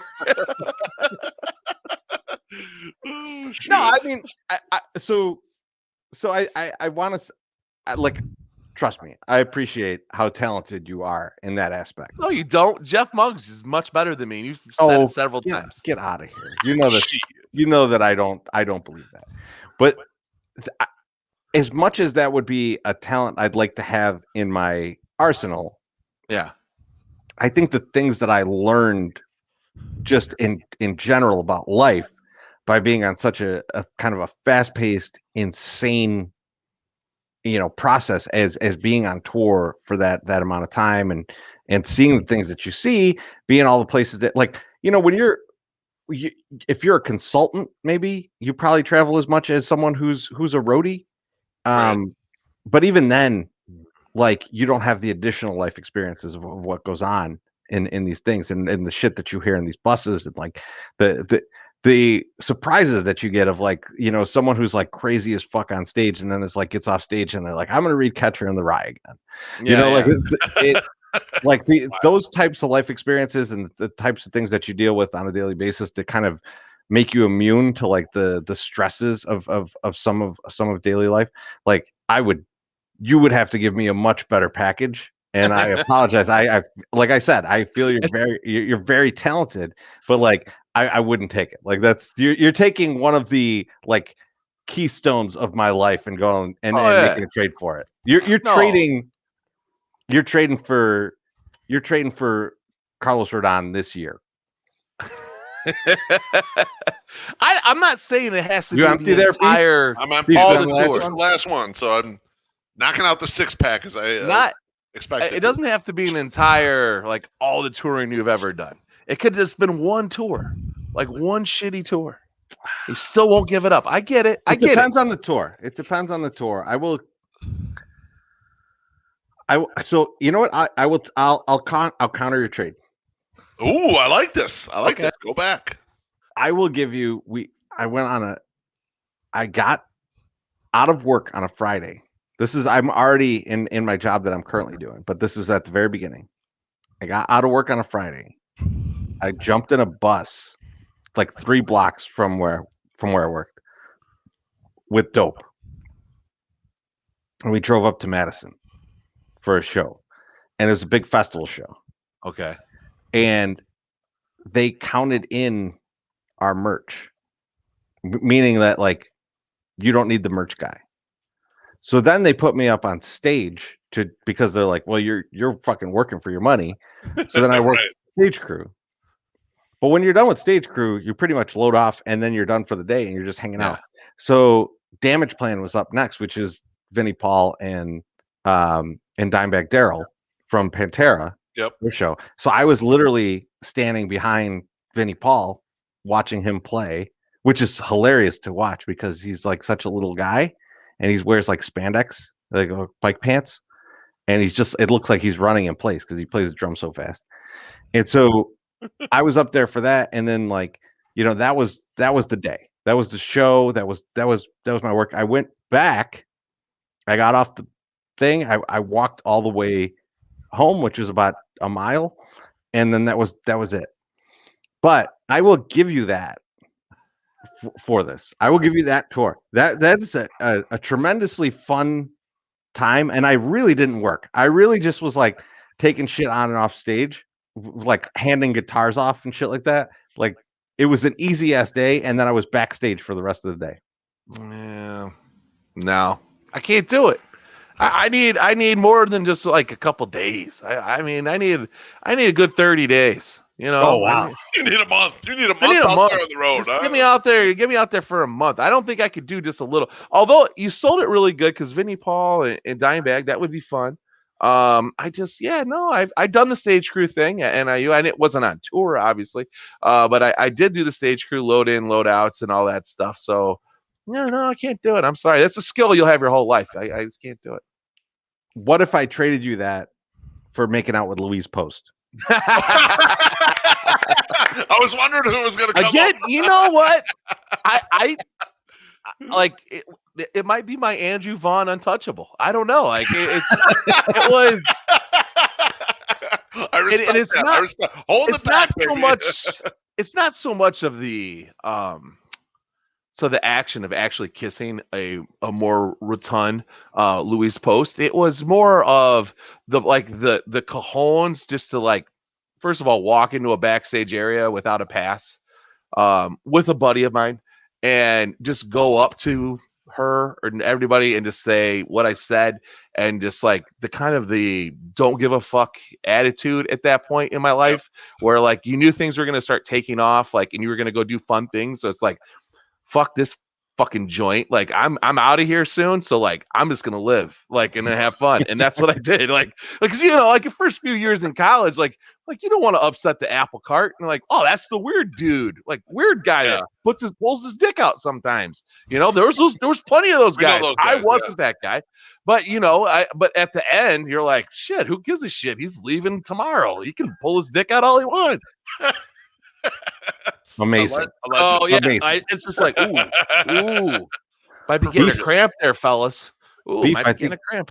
Beef, you got to round us out here. I got to trade with you, Treasy. And so I was thinking about this a little bit. It's kind of tough to trade with you because obviously we grew up together. But, you know, you made quite a career for yourself. And I'm really proud of you. Like, after you had left music, you made a very nice professional career. And I actually think this is probably the year we're going to cross each other in income.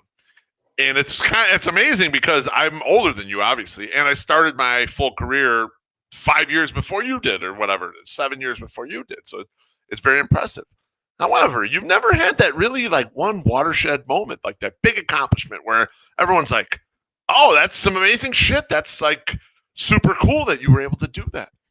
So here's my trade proposition. I will trade you passing the CPA exam, widely recognized as like a gigantic accomplishment, for that wild ass show that you played in the basement of U.S. Beer Company, where the capacity had to be 250 people. There had to be 500 motherfuckers down there. I kid you not. I try to paint the picture of this. Slim Mick and I had climbed up onto a pillar so that we could see the goddamn stage. There were so many. The entire Bridgeport neighborhood came out there, plus people. They put them as like the undercard show. Everyone migrated to this basement area. You couldn't move. There was nowhere to go. And it's funny because the song that we intro the podcast with is the song that you guys played first in that show. And you guys played first a lot of times. Like the Addicted to Sound is the name of the song. And that would be the opener of a Glad Hand show. It was an incredible show. And it culminates with you doing the most rock and roll fucking move possible. You take your bass and smash that shit right there on the stage, and shit goes flying everywhere. And you're bleeding like a motherfucker too from playing the show and everything. And it's just like the crowd basically like descends onto the stage of the, your three-piece playing. It was one of the most amazing live events I was ever at. I was just like, holy shit, what is this real? Like, is this, their band is playing and there's this many people here and people are going nuts for this fucking thing. I've never kind of been a part. I've been, like I said, I've played in front of 1,000 people in basketball, and we did the Reggie show, was kind of cool or whatever, but nothing like that fucking thing. So I'm torn here. I'm torn here because that's a very special show for multiple reasons. Absolutely. But it wasn't the original drummer, and nope. We won't get into that. But yeah, fuck the drummer that it was. Which makes me want to trade it. But I will say that I can't trade that moment. Understood. Because it's not my moment alone. So I'd be trading a moment that it belongs to me and someone else. So like I will not trade that moment, but I agree. I would love to have one of those kind of moments like you're talking about where like you accomplish something like that just like so great. Like like passing the CPA, which is like widely so recognized, incredibly difficult. And like I think that's one thing that's interesting is like a lot of our friends have done things like that, right? Like our friend Dr. Feelgood obviously passed the boards, things like that. Yep. Guys who pass the bar, like that sort of professional thing. Yeah. Sal the balls out guy, he's done some incredible accomplishments in his life. Yeah. I don't have any of those, but I also won't trade away that show. I just won't do it. Nor should you. I just wanted to bring it up so we could talk about it because it was an amazing thing that we get into you kind of your music career, but we don't get into like some of those kind of moments like where you're actually playing, where you were the one on stage doing it. And it's like, this was some amazing shit when we were early 20s, like wild shit. And the bleeding thing is interesting because so, as we mentioned, like it wasn't the original drummer and you have to show up to the stadium and talk to me about that to understand the whole story there. I'm not going to talk about it on podcast. But we had to learn all those songs as a 3-piece in a week. We had to like just really redo the whole thing as a 3-piece with a new drummer in a week. And so I played, I don't know, 50 hours that week. And my hands were destroyed. And I at the time I only played with my fingers. I didn't play with a pick at all. And so I took that, like, you ever see that new skin shit that you're supposed to put on your fingers? Yeah. Like, like if they crack and shit and like, oh, it holds them together. Yeah, I tried that. All that happened was that shit peeled off 2 seconds into the show. And then I just had open wounds, just like playing bass. And what am I gonna do? Stop? Like, oh, my fingers hurt. I'm not Jake Odorizzi. I'm not gonna go down that easy. So I played, and like my bass was like covered in blood, and I was like, well, this thing's ruined. And then you smash that shit. You always got to practice 17 times before the show, and it's always that week. Exactly. It's never like, hey, we got a show in 3 months, let's practice. No, it's like we got to learn this shit like now. And like, yeah, no, I have the same thing. I got blood all over my fretboard on my guitar because I would play with a downstroke and it would just rip the shit out of the tops of my fingers, blood everywhere. So Tim, yes, that is the exact U.S. beer company we're talking about. Also, Alex Root is up in the comments and he said he's passed the CPA too, and it's not too special. Teresa, your experience sounds way cooler. Alex, you and I are nerds, okay? And some of our nerd experiences could be cool to the people that are actually cool, and they might want to trade a cool experience, all right? So don't sell yourself out short there. I want to hang out with this Dale guy. Yeah, I feel like me and Dale have led parallel lives. Yeah, you guys get down, man. Shit. But we'll end up just talking about Mr. Show. So we have one more segment. We're at 2.5 hours. Do you guys want to do it? BeefLoaf has already gone. Oh shit, he just dropped. I thought that was me for a minute. I was like, oh shit, I'm gone. Oh. So Beef went to piss. So fuck it. Let's do this. All right. We'll start it off. Yeah. We're gonna trade in something stupid that you've bought in your life. Yeah. For something of equal or lesser value. So this is another trade, but this is something that you purchased. So you're gonna trade it out, and no one has to accept this. You just have to tell us what the next thing is. Go ahead, my Sox Summer. Give us what you purchased. So I bought back in the day. I bought a white Chicago Blackhawks jersey. And I got my name on it, which is, you can have your feelings. And then I got my number, or the number on there, 99. I have worn that jersey like 0 times, primarily because it was a couple bucks, but also because it's white. And if I wore it out somewhere, I could potentially spill on it and fucking ruin it. So This thing has been sitting in my closet since I bought it, like in 2014. So I think I've worn it one time, and it wasn't even to a Hawks game. It was like, I don't know what I was doing, but I had it out. So it was like, I want to trade that in. And when you said equal or lesser value, I also thought equal or less a bad idea for a white Lance Lynn jersey that I will probably never wear to a game because I could potentially spill on it, or somebody else could spill on it. And then I would be like, motherfucker, I just fucked up my Lance Lynn jersey. So that's what I'm gonna trade my Hawks in for a new Lance one. So we'll be good. I like it. Yeah, white, anything white, I don't buy because I will ruin. That's just a general rule for me. But that's a shirt. That's a t-shirt. Like that's whatever. Like, it's $20. Like I'm talking, like you're not buying a $90 white shirt. No, right? Like it's just it's a spaghetti dinner away from this destruction. A spaghetti incident away from appetite of destruction. Yeah. Oh, nice. No, I will say this though. You do own a James Shields white jersey, but the price tag on that was so significantly less than like what it should have been. Like you can fuck that up and it's okay. Right. Because it's cheap, but you can't get a Lance Lynn one for what I paid for James Shield. So, So I'll go next. And so I once bought a Chromebook. Well, it was like $150. And I was like, oh, like I've heard about these things. They're supposed to be great. It's supposed to be like this really cheap, like just kind of no frills type of computer. But it's truly no frills. Like you can't do anything on this. Like you could access the internet. Like it's like buying a Chrome browser. Like it's the worst fucking computer. I used it for nothing. Like I got it. I was like, cool. Let me set this up. Let me download. Oh, you can't download anything. That's impressive. All right.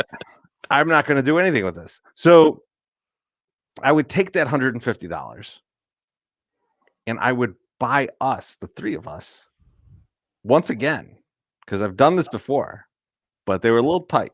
I will buy us custom from the 108 swim trunks for the snow.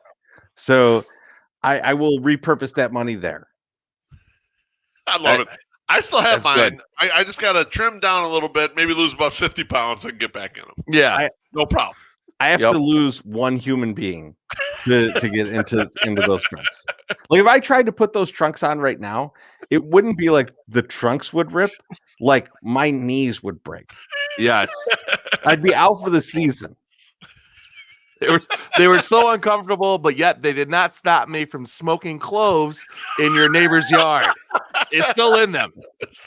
When we would have the post Sunday, these are embarrassingly small. I'm gonna go to that party 2 houses down. Going over there with no shirt on, I'm gonna smoke cloves in front of everybody. Yep, just a towel. No big deal. No problem. This is a good one. Ralph wants to trade his Palm Pilot the Loaf's mini fridge. Not for sale, motherfucker. We're not selling this fridge, all right? What's funny is that the Palm Pilot probably cost 7 times what that cost. I'm sure. He's willing to relent, though. Doesn't matter. Beef, round it out. Let's get the last one in here. Son of a bitch. I hate to bring this up, but way back in my early 20s, when I first bought my condo, Mrs. Beef and I, we bought an elliptical machine. And fuck you, Treasy, before you start going down this path. All right? Yes, I did fucking cut myself like Julia Child. I was squirting blood everywhere when we put this thing together. I know it's one of Treasy's favorite moments in his entire fucking life, asshole. Man, I should have traded that moment to MSS. I could have got anything. I could have got anything. Anyway, not a good purchase. The thing was like $800. And eventually I turned that second room into a little poker room before it became Booty and Stakey's bedroom when we were still living in the condo. And so I would turn that $800 into an entry fee into playing in the men's league once a week basketball. And it would last me like 4 fucking years. And I would have got way more exercise out of it than I would have got out of that stupid fucking elliptical that I should have never bought. Man, I thought you were going somewhere way better with that. I thought you were going to say you're going to use an entry fee into like some like low-level World Series of Poker event. Like I would have been down with that. I would have been down with it. You like everything that you want here is you breaking your knees. It's either squeezing into the tiny shorts or playing basketball or whatever. So I'm going to say you should spend this on getting into the horse tournament in the World Series of Poker. Okay, all right. We'll do a satellite instead. Did you play like any basketball leagues like post 30? No. Like I was like 33 and played in a basketball league, and this was fucked up because I just moved back here. I don't know if you guys know, but I used to live out on the West Coast. And I moved back here, and we'd go to a gym and we would play 4-on-4 half court. And I'm like, this is far too many elbows, far too many hands, far too many people like in this like a small area.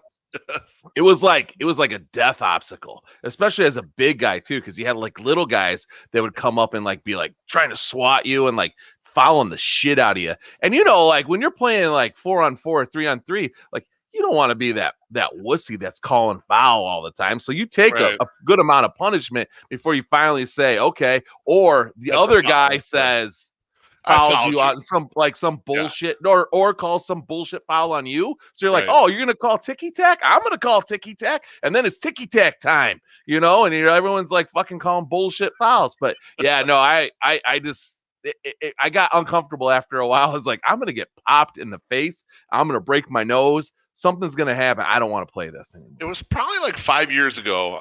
I'd seen our guy. I mean, you know our guy Treasy, our guy Butch. He was working for the city on my corner, and then I was getting ready to go to work, and he saw me, so he came over. We're talking. We give a big hug or whatever. We played ball together in high school. He's like, "Yo, Beef, we're playing, man, on Tuesday and Thursday nights at Arbor Park, man. You got to come through. You come play, like." And I was like, "Oh, okay, thanks for the invite." All this shit. I'm thinking to myself, dude, the guy was really reaching out. I was like, you got fat, man. You got to get back out there and exercise. That was what he was basically telling me. Like, he was like, I know you can't play no more, but get out there and let's get your shit in shape. But I would play. I would be willing to play if it was an old man league. I'm talking 40 and over type shit. Like slow basketball. Like that's what the this kind was. Of shit I'd be willing to play. I'd be willing to play like I do want to still organize a pickup game or two at Donovan Park on a Saturday morning sometime. The Sox are in town, kind of get a few of us older folks out there just to get out there and run around a little bit. Not to anyone get hurt, but just to have a little fun, Somebody's going to get hurt, though. Probably. Said running. And it will be Treasy. That's true. Before we close out, I saw this comment. And Troy, man, get out there and live, man. Go have some fun. My guy Troy again. Yep. All right, Troy. All right, everyone. Man, this has been a great episode. I had a lot of fun. I'm pretty lit up. We're 2.5 hours. It's 11 o'clock. Are Sons of Anarchy on after us? I think they're going to. They should. They got it. They should be jumping on. I don't know where they're at. They should be jumping on right now. But nevertheless, I'll have this up shortly in podcast form, and then just keep following us on YouTube. And I will post more of the BeefLoaf videos from Sox Math. Thanks, everyone. Have a great night. Peace. Woo.